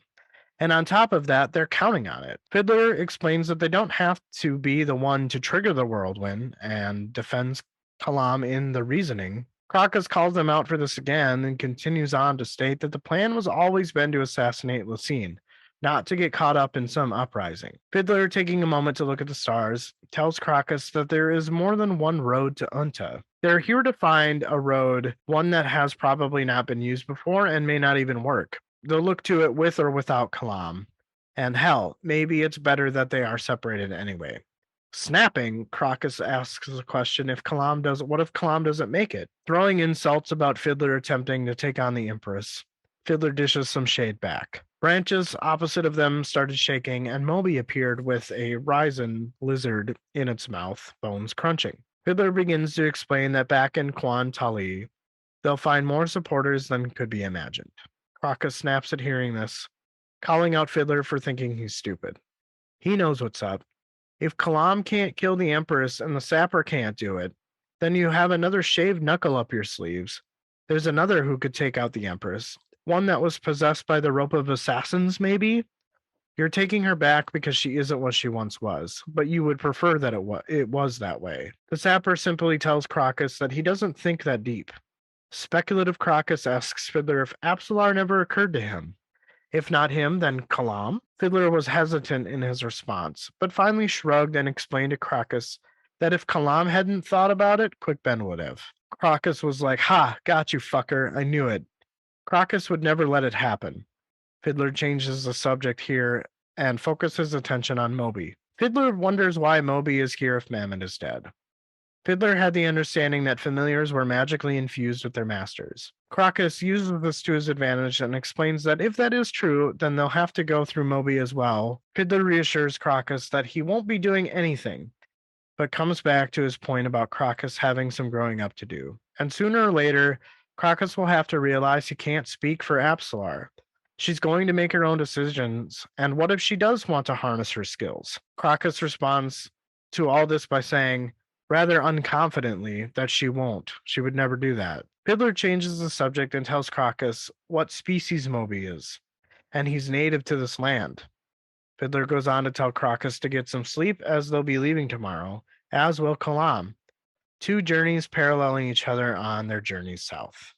I thought this was a really cool scene. Like I could see, the environment that they're in and kind of the interaction that they're having is pretty heated, and it just kind of seems like Kalam and Fiddler literally just got done arguing and Fiddler just went outside to, take a mental break kind of. I imagine like if you get into an argument with somebody, one of them just steps outside to get away from the situation for a little bit. Is kind of like what I imagined in my mind. Yeah, yeah. The interesting thing I felt about this was, Crocus is arguing with Fiddler about this, but it feels like he's growing up to me. I don't know how you feel about it. Like he doesn't seem like a dumb kid. Like he's very aware of what is happening around him. Right. Yeah. And I feel like Fiddler, what he's saying about him having a lot of growing up to do, I think that Crocus is just he's kind of at the beginning of that stage, that arc, you know. Yeah, yeah. It's obviously going to take some time, but he's taking steps towards it. I think. Yeah, and he's making like really astute well, not maybe not even astute observations, but he's making a lot of observations, especially with now as the reader we're finding out kind of the maybe the true motivation as to offering to take Apsalar home. You know what I mean? Right. Yeah, that their intentions maybe weren't as noble as he thought when they started. Right, exactly. And I thought this was a really good section as far as just the character interactions here. And I mean you have to remember that like Fiddler and Crocus, I mean, they definitely know each other at this point. They've gotten opportunities to get to know each other, but there really isn't that like that bond between the two of them, if that makes any type of sense. Yeah. Yeah, it does. So one of the things that I had, and this is kind of a two-parter, in Fiddler's defense of Kalam, it he kind of explains that Kalam wants to be in the heart of things, and that's kind of how he's always been. And the Book of Jarjana essentially literally fell into his lap is kind of an argument that Fiddler makes. And the Book of Jarjana holds the whirlwind goddess. To begin the apocalypse, it has to be opened, and only by the Cirrus and no one else. It might be suicidal, but Kalam will deliver it to Shaik's hands. So I thought it was cool that we get kind of an understanding on what is exactly going to bring the whirlwind or the apocalypse, so to speak. But this was also the part where I was talking about the red blades. In Fiddler's defense, the saying fell into his lap is kind of, it's jarring to me for some reason. It's just not sitting right with me. And I'm wondering if this is a setup of some kind. Did Mebra set up Kalam? And that being, yeah, like I just, it almost seems too easy that he just haphazardly came across the Book of Jarjana, you Yeah, know? I think. Yeah, I think Mebra set him up because instantly he's got guys tailing him. Exactly. But why would he? So here's my question, and why would he give Kalam the actual Book of Jarjana if the intent was to set him up? My guess is that the book is a fake. He gave him a fake book. I I don't know. I don't think know that I think that. stole. I don't think he stole anything from Aaron. I think that he's literally just trying to, do what the Red Blades do, right? And squash the rebellion. Like that's pretty much their whole purpose is to take out what is not Malazan, You lapdogs. think? Do you think that Kalam's going to be fooled though? Because Well, how is he this supposed to know? he probably knows something. Because they talk about the book and it's like the cover from the book is made from Genrabi like shell or skin or whatever you want to call it. Like, and I can imagine those things are hard to kill, right? The giant Fair. sea centipede fucking things. I don't know. I don't know that I think it's a fake. It could be, but I think maybe it's just I mean, why would you kind of. risk the chance of it getting into her hands if it's purely meant to be a setup? Like it has to be a decoy. But Remember, talked about how he couldn't have imagined a better person to run into. When he takes the book, I feel like he wanted somebody to take it, but he wasn't expecting anybody as important as Kalam. Yeah, but I mean, if you have the book and he's clearly, a spy for the Red Blades as far as to the rebellion or, people associated with the rebellion, why the fuck would you if you were to take the book, why would you be carrying it? Why wouldn't it be locked away? Because if no one has it, the apocalypse can't be brought. So why would Yeah, you but be carrying it out they so want it to start haphazardly? though. I No, think they want it to start because they want to kill the Shaikh, and maybe we talk about that later. I don't remember when, but I get the sense that they don't know where the Shaikh is, but Kalam has an idea, and so that's why he gets the book, and they're going to follow him there. maybe, He might maybe. be a I day don't or two behind. That's what I was getting out of it. This is know. interesting because I don't think we've ever disagreed this much in a chapter before. I just there's so much going on, and I mean, I keep going back to the intent of the Red Blades, right? Like yeah, I mean, of course they want to find Shaik, but why would they risk the potential of giving her or giving them the book when you could just give them a dupe and if it does fall into their hands, nothing happens and they're quick on their trail. I mean, I don't think they care about that. They're looking for a war to start because they say they said they're going to need an army to take the Shaikh out, and they say don't worry about it. Like we got it covered. hmm. I guess yeah, I don't know. I mean, there's a lot of information that's contradicting both of our arguments. But We both have our hills. yeah, yeah, yeah. It'll be interesting. I just something with the whole way he is defending Kalam and the whole fell into his lap just makes me feel like it's not authentic. What isn't authentic? I only have speculation We're just gonna have based to on the wait and very see, little I information guess. that I have. So, ooh. But hey, I mean, this is one of the things that like we talked about in our prologue was just, hopefully there's moments in these books where we don't agree on and there's been a few. There's been a few. Not many, no, but it does make it more fun, and not like I'm like, oh, I'm so right and you're so wrong, but it's like, hey, like here's my point of view, here's yours, and Right. I feel like we've generally come to kind of a middle ground. Yeah. I mean, I think that both of us can agree that something is going to happen with this setup. We just aren't sure which side that's going to be Right. on. I guess moving on from that, going back to kind of Crocus a little bit and maybe his rise in some maturity, he's fucking pissed, and he makes a good point about Apsalar and Kalam and Quick Ben and Eve. And so, go backing to the epilogue in Gardens of the Moon, the whole plan that Whiskey Jack wouldn't like. I think that this is definitely part of it. I think that they're trying to push Apsalar into remembering how to possess the rope skills, because this aligns with Heberick as well. He's The Fenner tattoos help heal his wounds, but he is an ex priest of Fenner. So maybe at one point in time, Fenner inhabited Heberick's body, or just gave him kind of like an Opon type gift. And even though you're not associated with them anymore, you still have some of their traits. Does that make sense? Yeah. I mean, that could be. I'm definitely very, very intrigued about Apsalar possessing Quintilian's skills.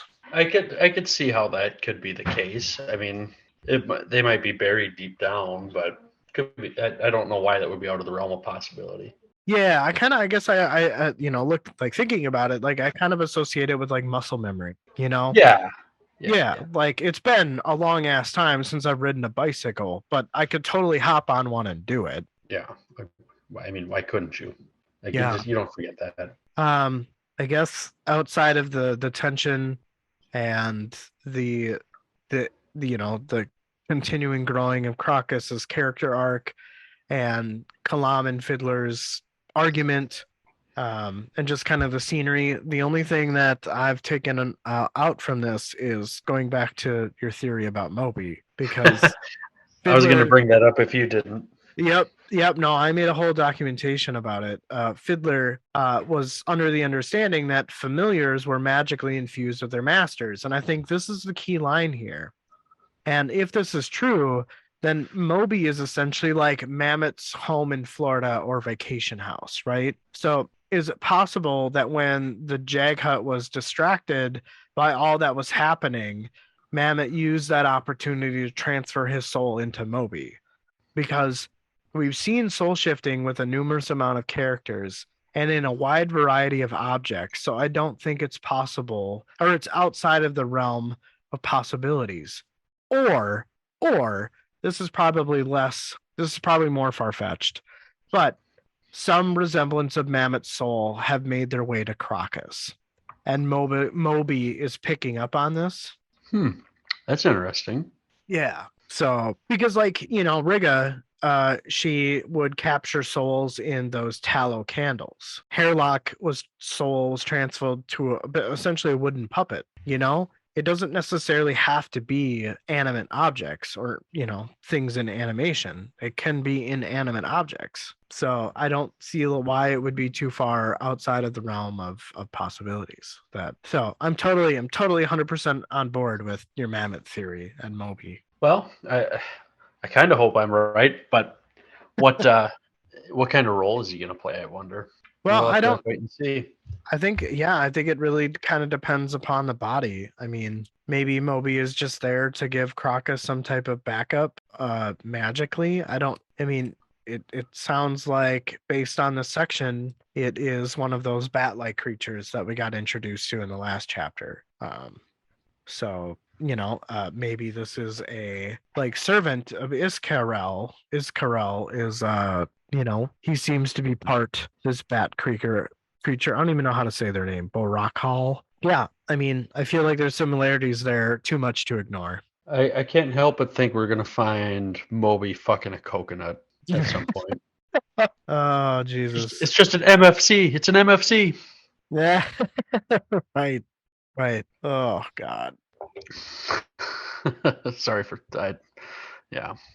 No, That's what it's my all brain good. thinks, Justin. That's It's what to think about. That's what you think about. Um, I guess outside of that very argumentative and I guess I could put myself in that situation because I've had arguments with people and I've had to get away and get closure. So I can totally kind of relate to what Fiddler is experiencing here. But outside of that, I don't and the things that we talked about, I don't really have anything else to point out. I have never once argued with anybody ever. Never. Hmm. Never. Interesting. So this must be your first time. Yeah, that's a Okay. lie. I know. All right. Should I carry us on here? Carry on my wayward son. You play that on Guitar Hero? I do, yeah. I like that song on Guitar Hero. We're Not bad at it. gonna have to play sometime. I agree.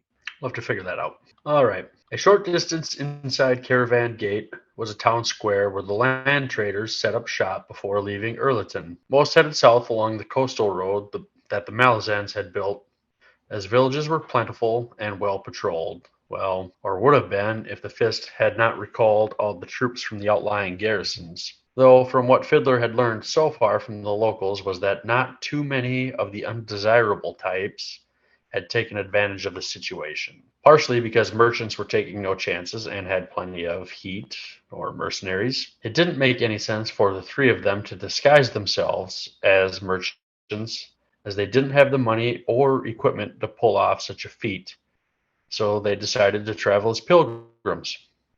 The Path of the Seven was something the most devout did, visiting each of the seven holy cities as an act of faith. They would not be bothered by bandits or war. Fiddler held on to his disguise as a Grawl. Crocus and Absalar pretended to be a newlywed couple. Kalam had also left that morning with little fanfare, instead speaking most of his goodbyes the night before. Fiddler knew Kalam was anxious to get after the Empress and try and take her out of the picture. All the same, Fiddler felt like this was a big risk, especially for whoever took the throne after Lysine. Fiddler felt a little lost with Kalam leaving. While they were together, they had a common purpose, which mirrored friendship as much as anything else. But now Fiddler felt like that was gone and had nothing to take its place. He felt as lost and alone as he ever had in his life. As they left the caravan gate, they were stopped by a group of red blades. He heard the cry for Grawl. He stopped and spit on the ground in front of the blade who stopped him. One of the blades spoke up and said one day they would cleanse the land of the Grawl. Fiddler didn't have time for this nonsense and spat back at the blade and said if he had something worth speaking to get on with it. It was already late in the day and they had far to travel. The blade said he had but one question. Did they see a man on a roan stallion ride through the gate this morning?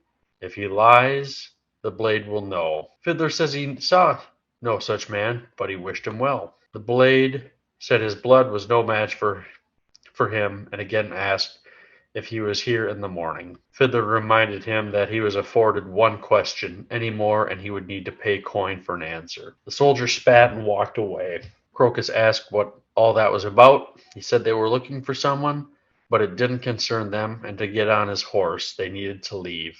Crocus asked if it was Kalam they were looking for. Fiddler said that word may have spread that a holy tome was no longer an errand, and someone is going to bring it to the Shaikh, but no one knew Kalam was here. Crocus didn't appear to be sold on the idea and said that Kalam had met someone last night.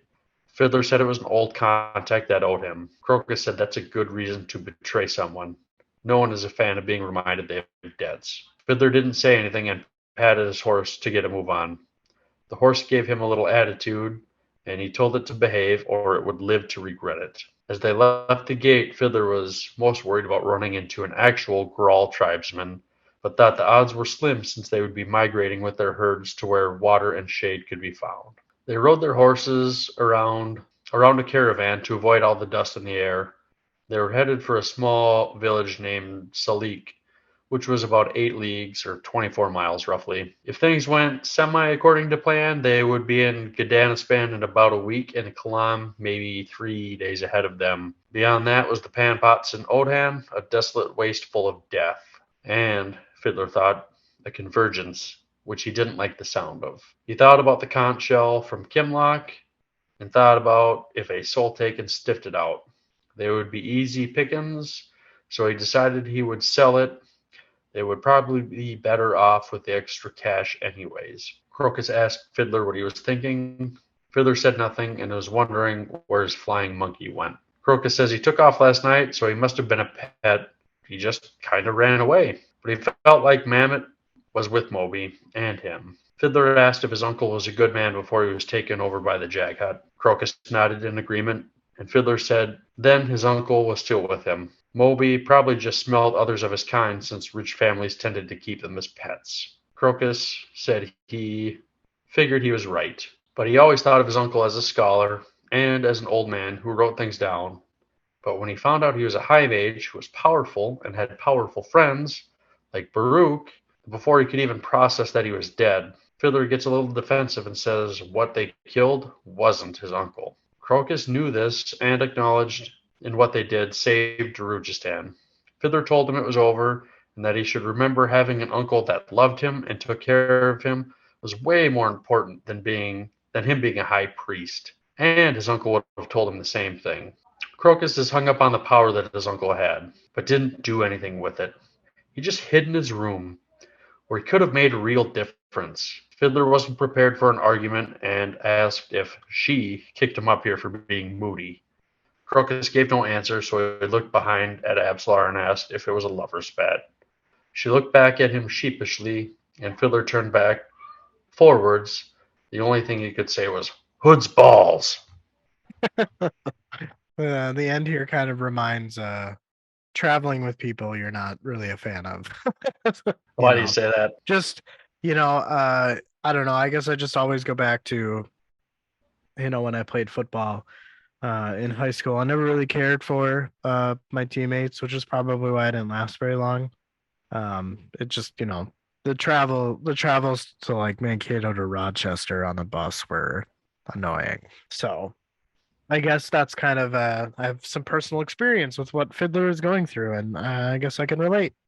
I guess I'm on the other side of that. I mean, traveling for hockey, that was, even though I was like the quiet one and didn't, it was, and I know a football team's a lot bigger than a hockey team, but to go back and get one more game with the guys, man, I would give about anything for that. Yeah. I mean, do I miss it? Yeah. Did I take it for granted in that situation? Oh, for sure. But I remember being very annoyed. So, I thought it was really cool, the whole pilgrim tidbit at the very beginning here.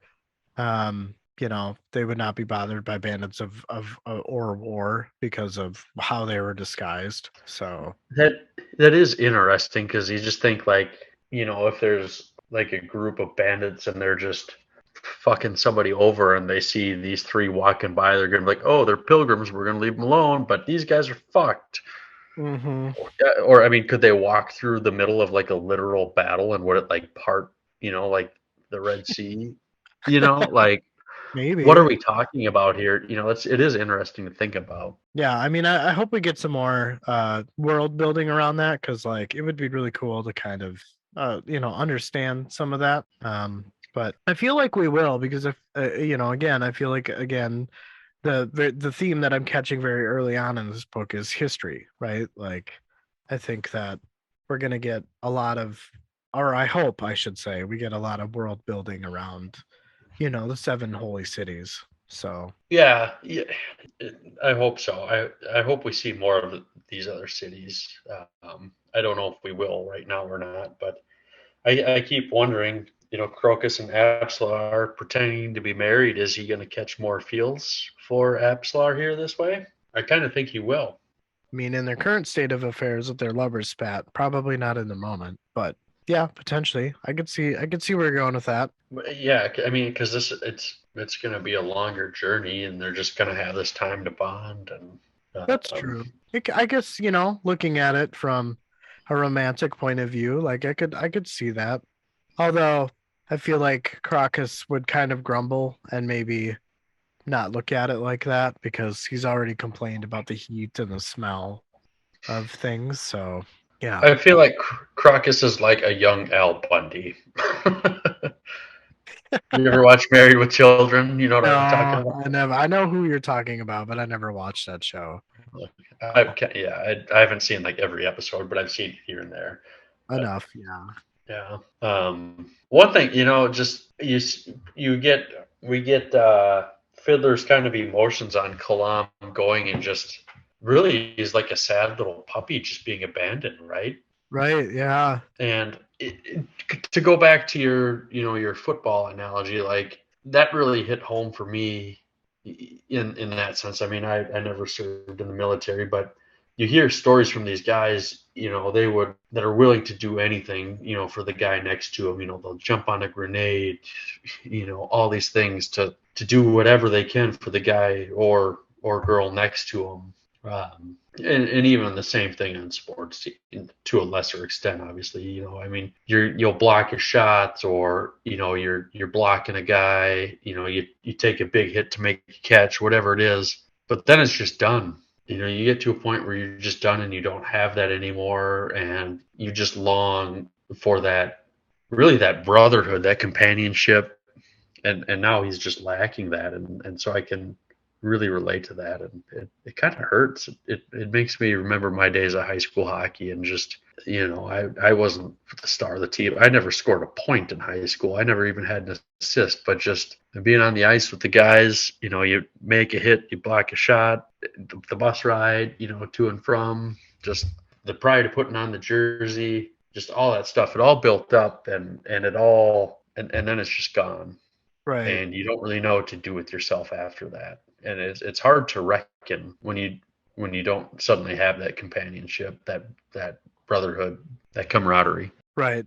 Which, that was very elegantly put. And I feel like that maybe makes me change my perspective about Fiddler maybe being annoyed, which, he probably is annoyed, but I think that it's because of his current emotional state that you so beautifully described. Like Well, thank you. he's so caught up in kind of his own feels that he doesn't have the mental capacity to accommodate for Crocus's little bit of whininess here, which again, he's showing moments of growth and wisdom, but at the same time he's still got these moments of being a little whiny bitch. So yeah. Well, I mean, what position did you play in football? I played football, or I played fullback and middle linebacker. So, like, you always hear these analogies, like, oh, you're in, especially in football, you're in the trenches, you're going to war. Like, you know, you watch like Saving Private Ryan, or really any war movie, just these guys will literally do anything. Like, it doesn't matter what it is. And, then if something happens to their guy and they just lose their minds. Right. Yeah. And nothing's happened to Kalam yet, but he's just not there. He just doesn't have him now. And I just feel like he doesn't know how to deal with that.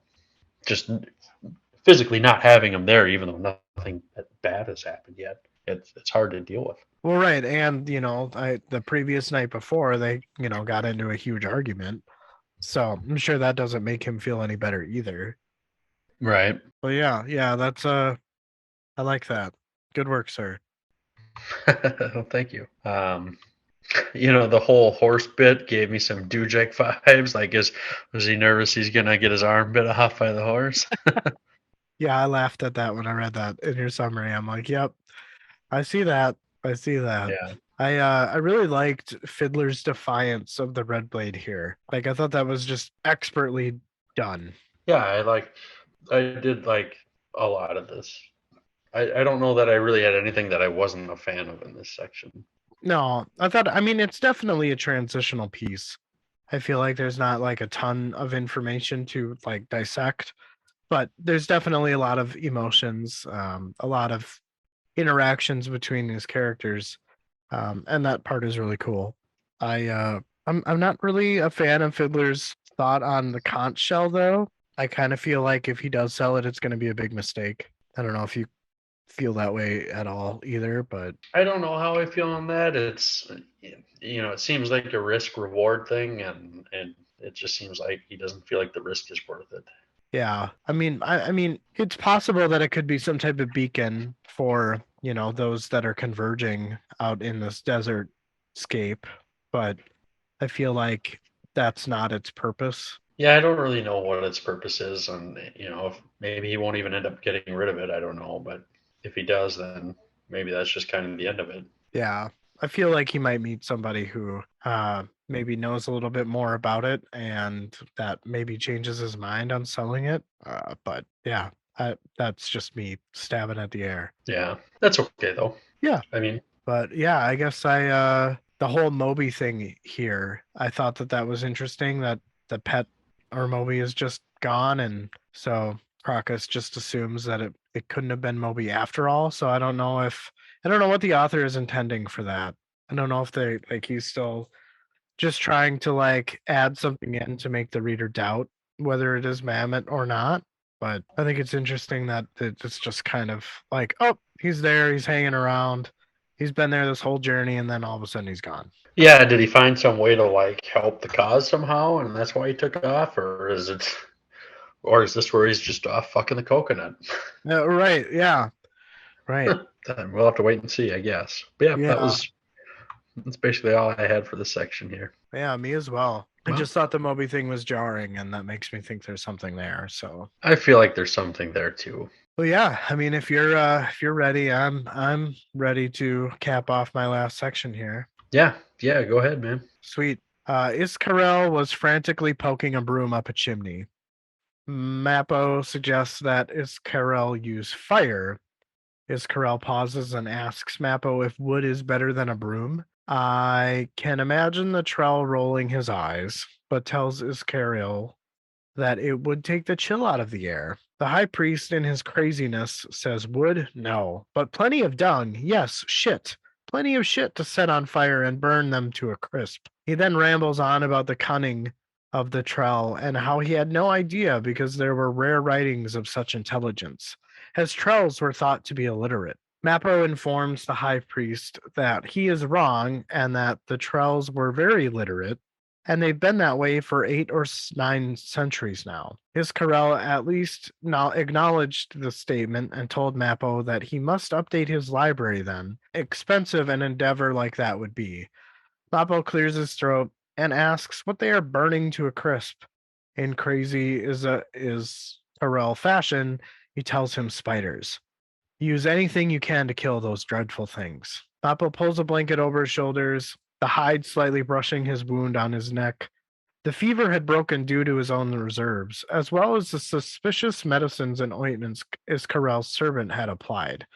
Bites and scratches from D'Ivers and Soul Taken caused sickness. For many that survived, the madness remained, reappearing 1 or 2 days for about 9 days a year.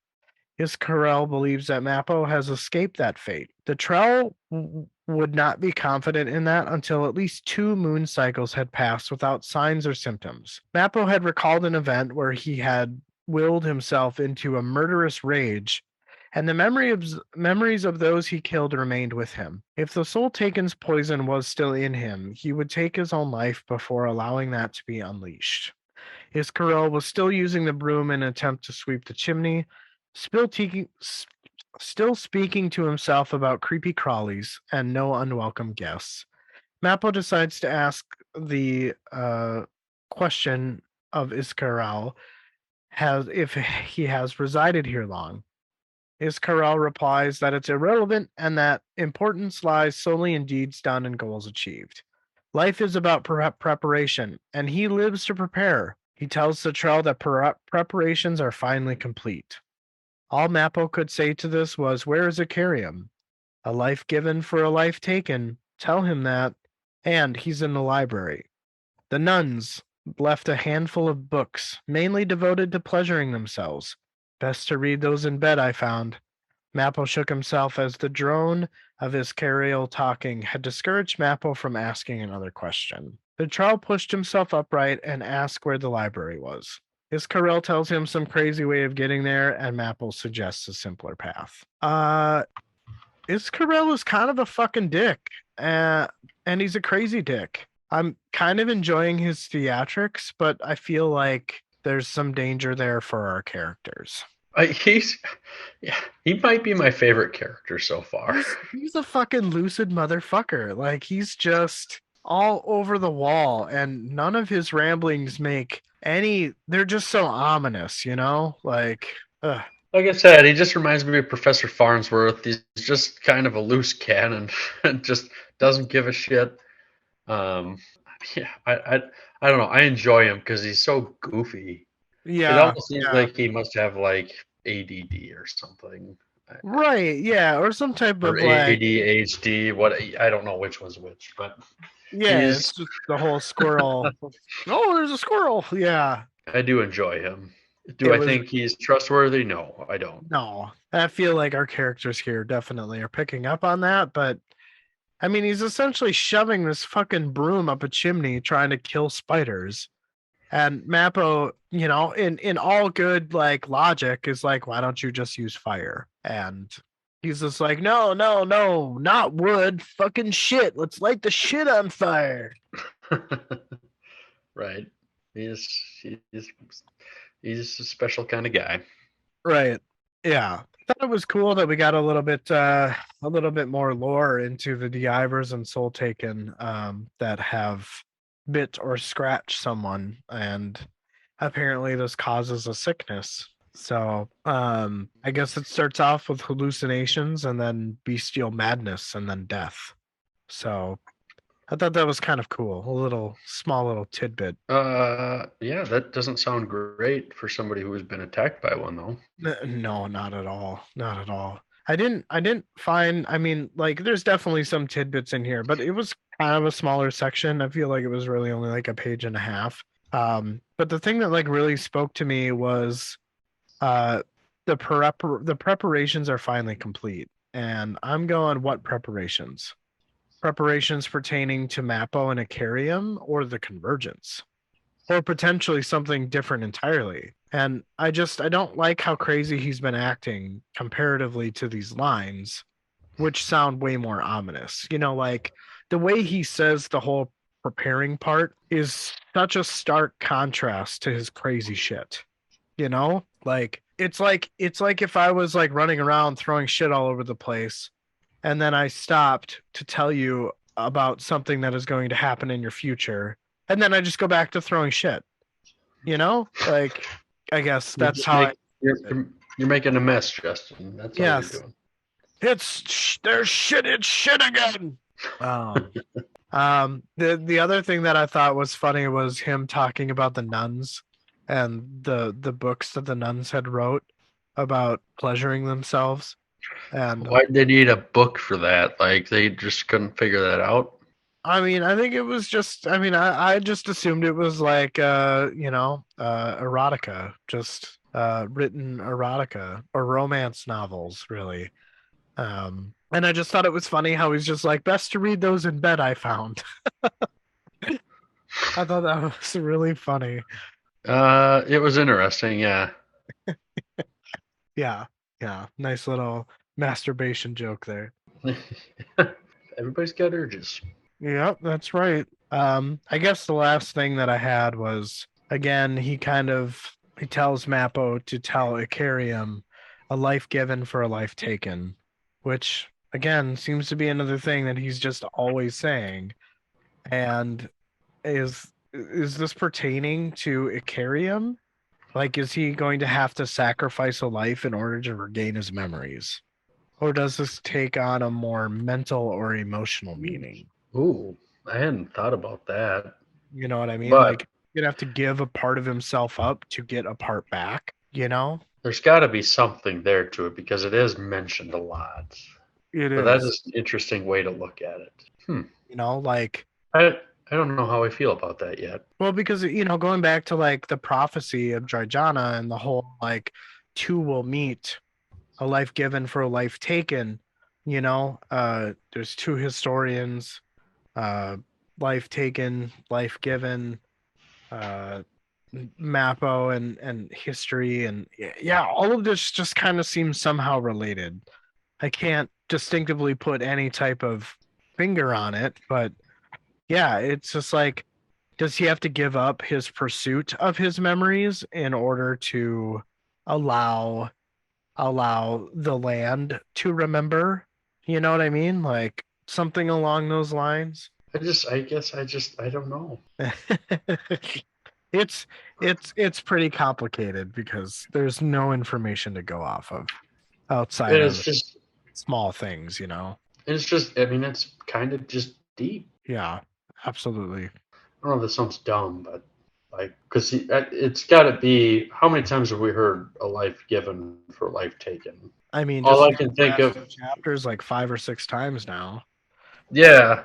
So, but is the life already taken? Right. Who knows? I mean, it literally could mean anything.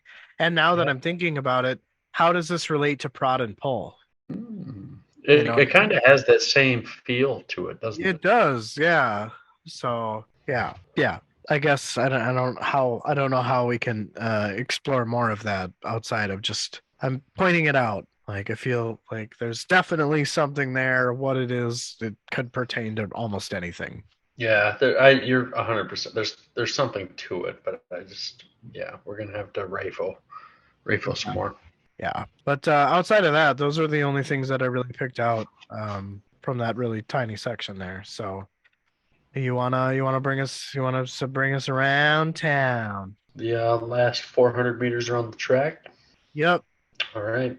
The etiquette breach was explained when Mappo entered the library and saw it doubled as a kitchen. Icarium sat at a table while servant slaved over a cauldron. Mappo said thanks, but no thanks on the soup within the cauldron. Icarium says the books are rotting and asks if Mappo is feeling better. Mappo says it appears that way.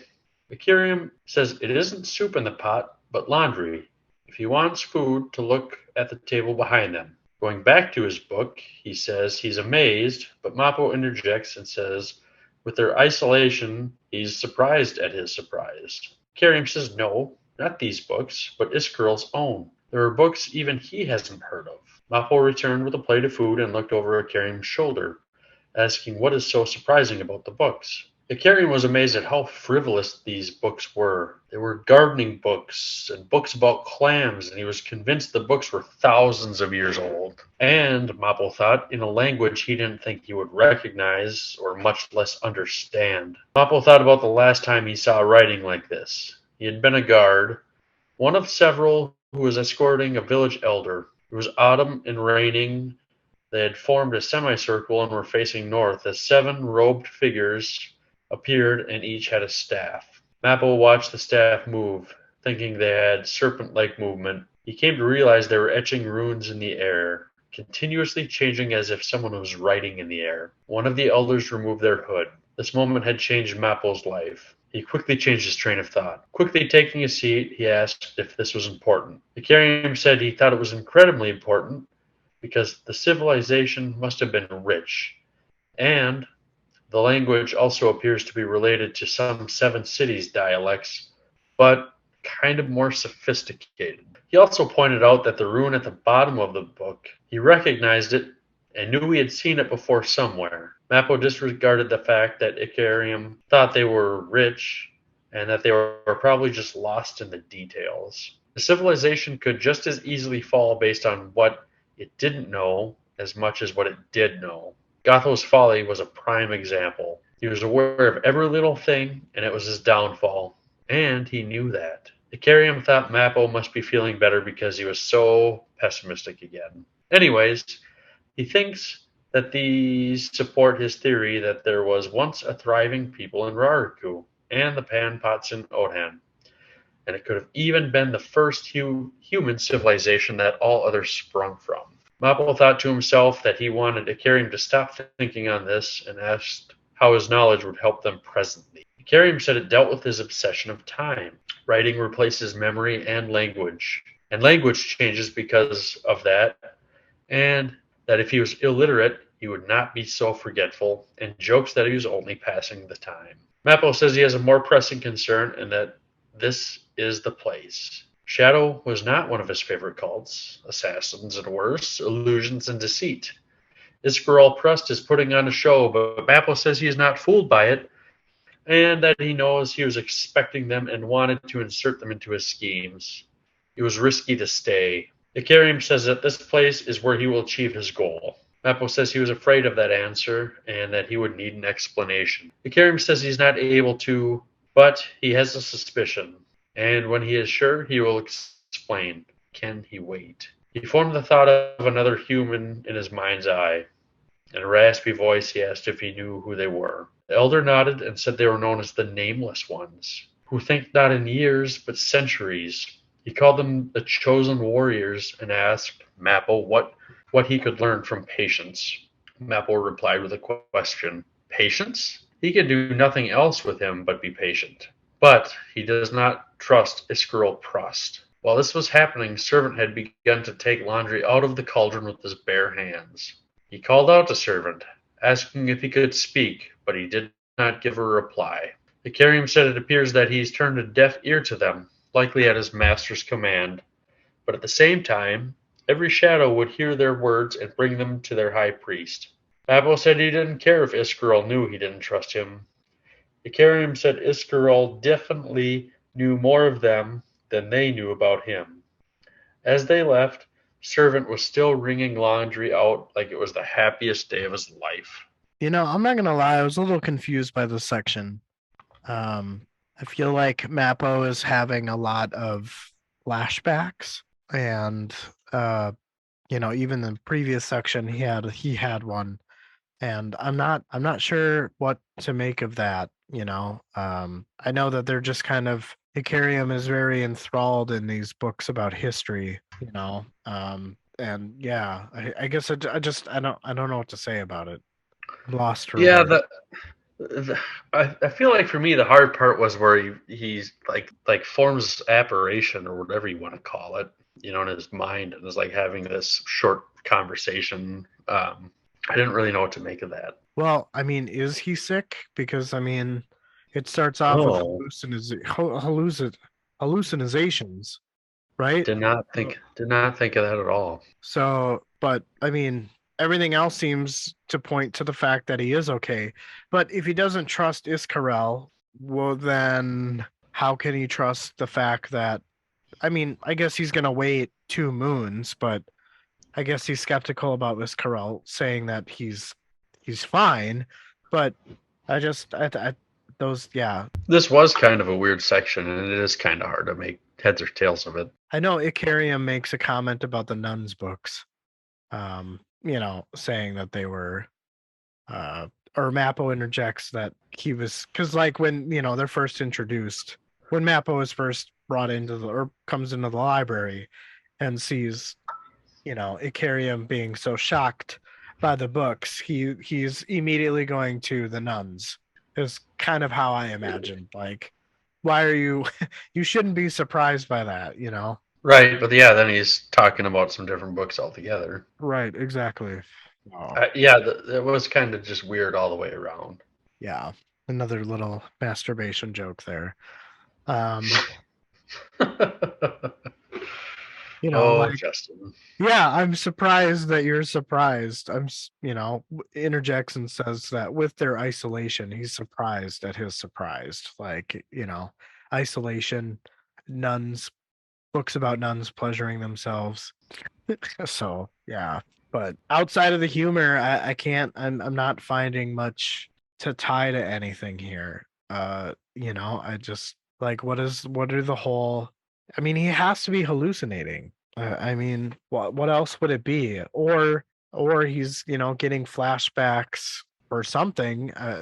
Maybe this is related to the life given, or, in order to give a life, you have to take a life. So maybe Mappo has something to do with it. Maybe Mappo is getting Icarium's memories.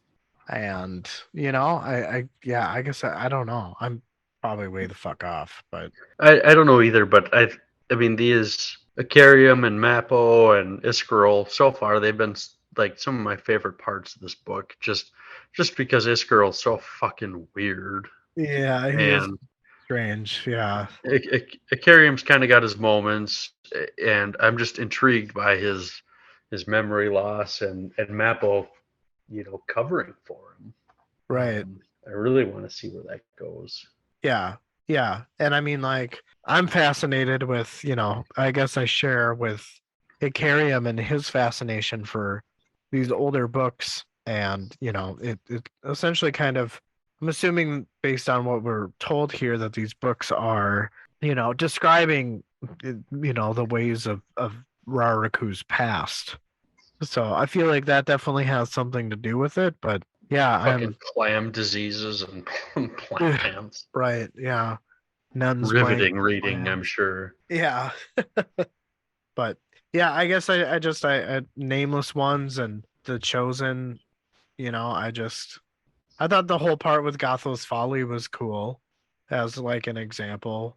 Um, that his downfall was pretty much was aware of fucking everything. Okay. Yeah.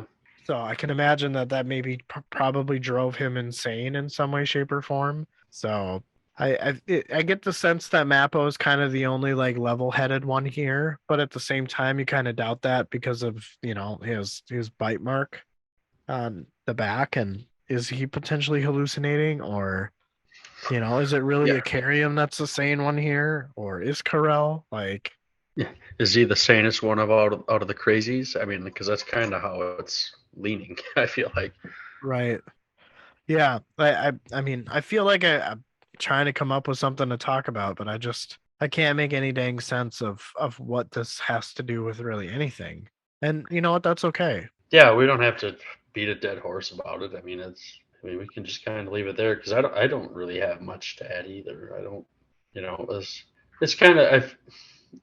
As we've said before, it's just kind of. Seems like it's gonna set something up. Right. And I'm sure like, maybe in this book, probably in this book, but we'll probably read something in the near future uh regarding chapters down the line, and we're like, remember that one chapter at the end of chapter 3, and we're like, what the fuck is going on? I feel like there might be some ties later on in the book, because Yeah. I feel like it's very rare for us to not make heads or tails of much, and this is definitely one of those sections where I can't for the life of me make heads or tails of anything. So I can only just suspect and again trust that uh, some explanations are coming, or some things will make more sense later on. Right. Yeah, we'll get there. Like you said, we don't have too many of these sections, so. No, not at all, not at all. But cool, dude. Uh, Another 3-hour episode. Yeah, this one definitely flowed pretty good, though. I mean, the time always seems to fly when you and I talk, Yeah. so that's a good sign, I think. Oh, absolutely. I was surprised when I looked at the time like 30 minutes ago. I'm like, holy shit. Uh, but yeah, it definitely helps when there's no technical issues. So uh, I'm thankful for that. Yeah, trust me, so am I. Well, should we Cool. wrap this one up here? Wrap it up, wrap it in. Let it begin. All right. Well, cool, dude. Great summary. Yeah, Great it was a summary. good time. I'm looking forward to moving on to the next chapter here, and just working towards finishing the sub book. Couple chapters left, and then I think it was December. I know my little fucking failed attempt here at a video didn't go very well, but I think we are planning. I think I text you about it, but December 16th we'll record with 10 very big books, or some of them, all of them, don't know. But that'll be cool to work with them. I kind of feel like they're the OGs of this deal. Yep. Yep. I would say so. But So that should be a good time. what do you think? What do you think we'll talk about? Just what we've read so far, or Yeah. I've started to listen to their stuff. I've only got through one episode, but um, I don't. I want to get a little familiar with them and kind of feel them out. But uh, I'm sure we'll have a good time. oh, absolutely, it'll be a blast. Every side quest we've done has been a blast. This one won't so much be a side quest, but just to have another somebody else in the Malazan community with us. Like we had with Maura and she had with us when we were on her show. It was a lot of fun. So I can't imagine this will be any different. No, not at all. It'll be a blast. And then we've So got the holidays coming up, so I guess we're unsure of when we may record next week. We may not. So there may be a gap in episodes here as far as time goes, but we are also doing a side quest on Aliens Vasquez coming up as well. So yeah. Yeah, we'll have to text about that and figure that out because I don't think we need to do that a chapter at a time. I think we can probably tackle that in bigger chunks. Oh, Um, absolutely. Yeah. I think that like we but could probably just read the book and then talk about it. okay, I was kind of thinking that too, and so I'm glad to hear you're on board with that. But yeah, I'm looking forward to read that when I'm not reading Deadhouse Gates and then talking to you about it. I'll probably have to watch Aliens again sometime after, and then yeah, we'll have to work out a time with the author, but we'll get her. I would probably think scheduling wise, it'll probably be in January sometime. Somewhere, yeah, Is what will probably make most sense. right. Yeah, the beginning of the Just year. yeah, just like you said, I mean, we don't know if we'll record next week. If we can work it, then I'm all for it. If you are, and then Jesus, we're just about in December here already, so that's Hmm. gonna go quick. Yeah, I don't know what'll happen Christmas week and New Year's week. So Yeah, there'll probably be some gaps in episode releases as the year draws to a close, but um I'm excited to keep going with Dead House Gates here. I'm looking forward to reading chapter 4. So, yeah, for sure. I'll probably but start it tomorrow. yeah, yeah, I will be doing that too as well. Cool. Well, great episode, sir. Enjoy the your day tomorrow. Yeah, you too, and we will talk soon. It was great talking with you tonight. Thanks, Justin. Yeah, thanks, Derek. All right, have a good night. Yeah, take care.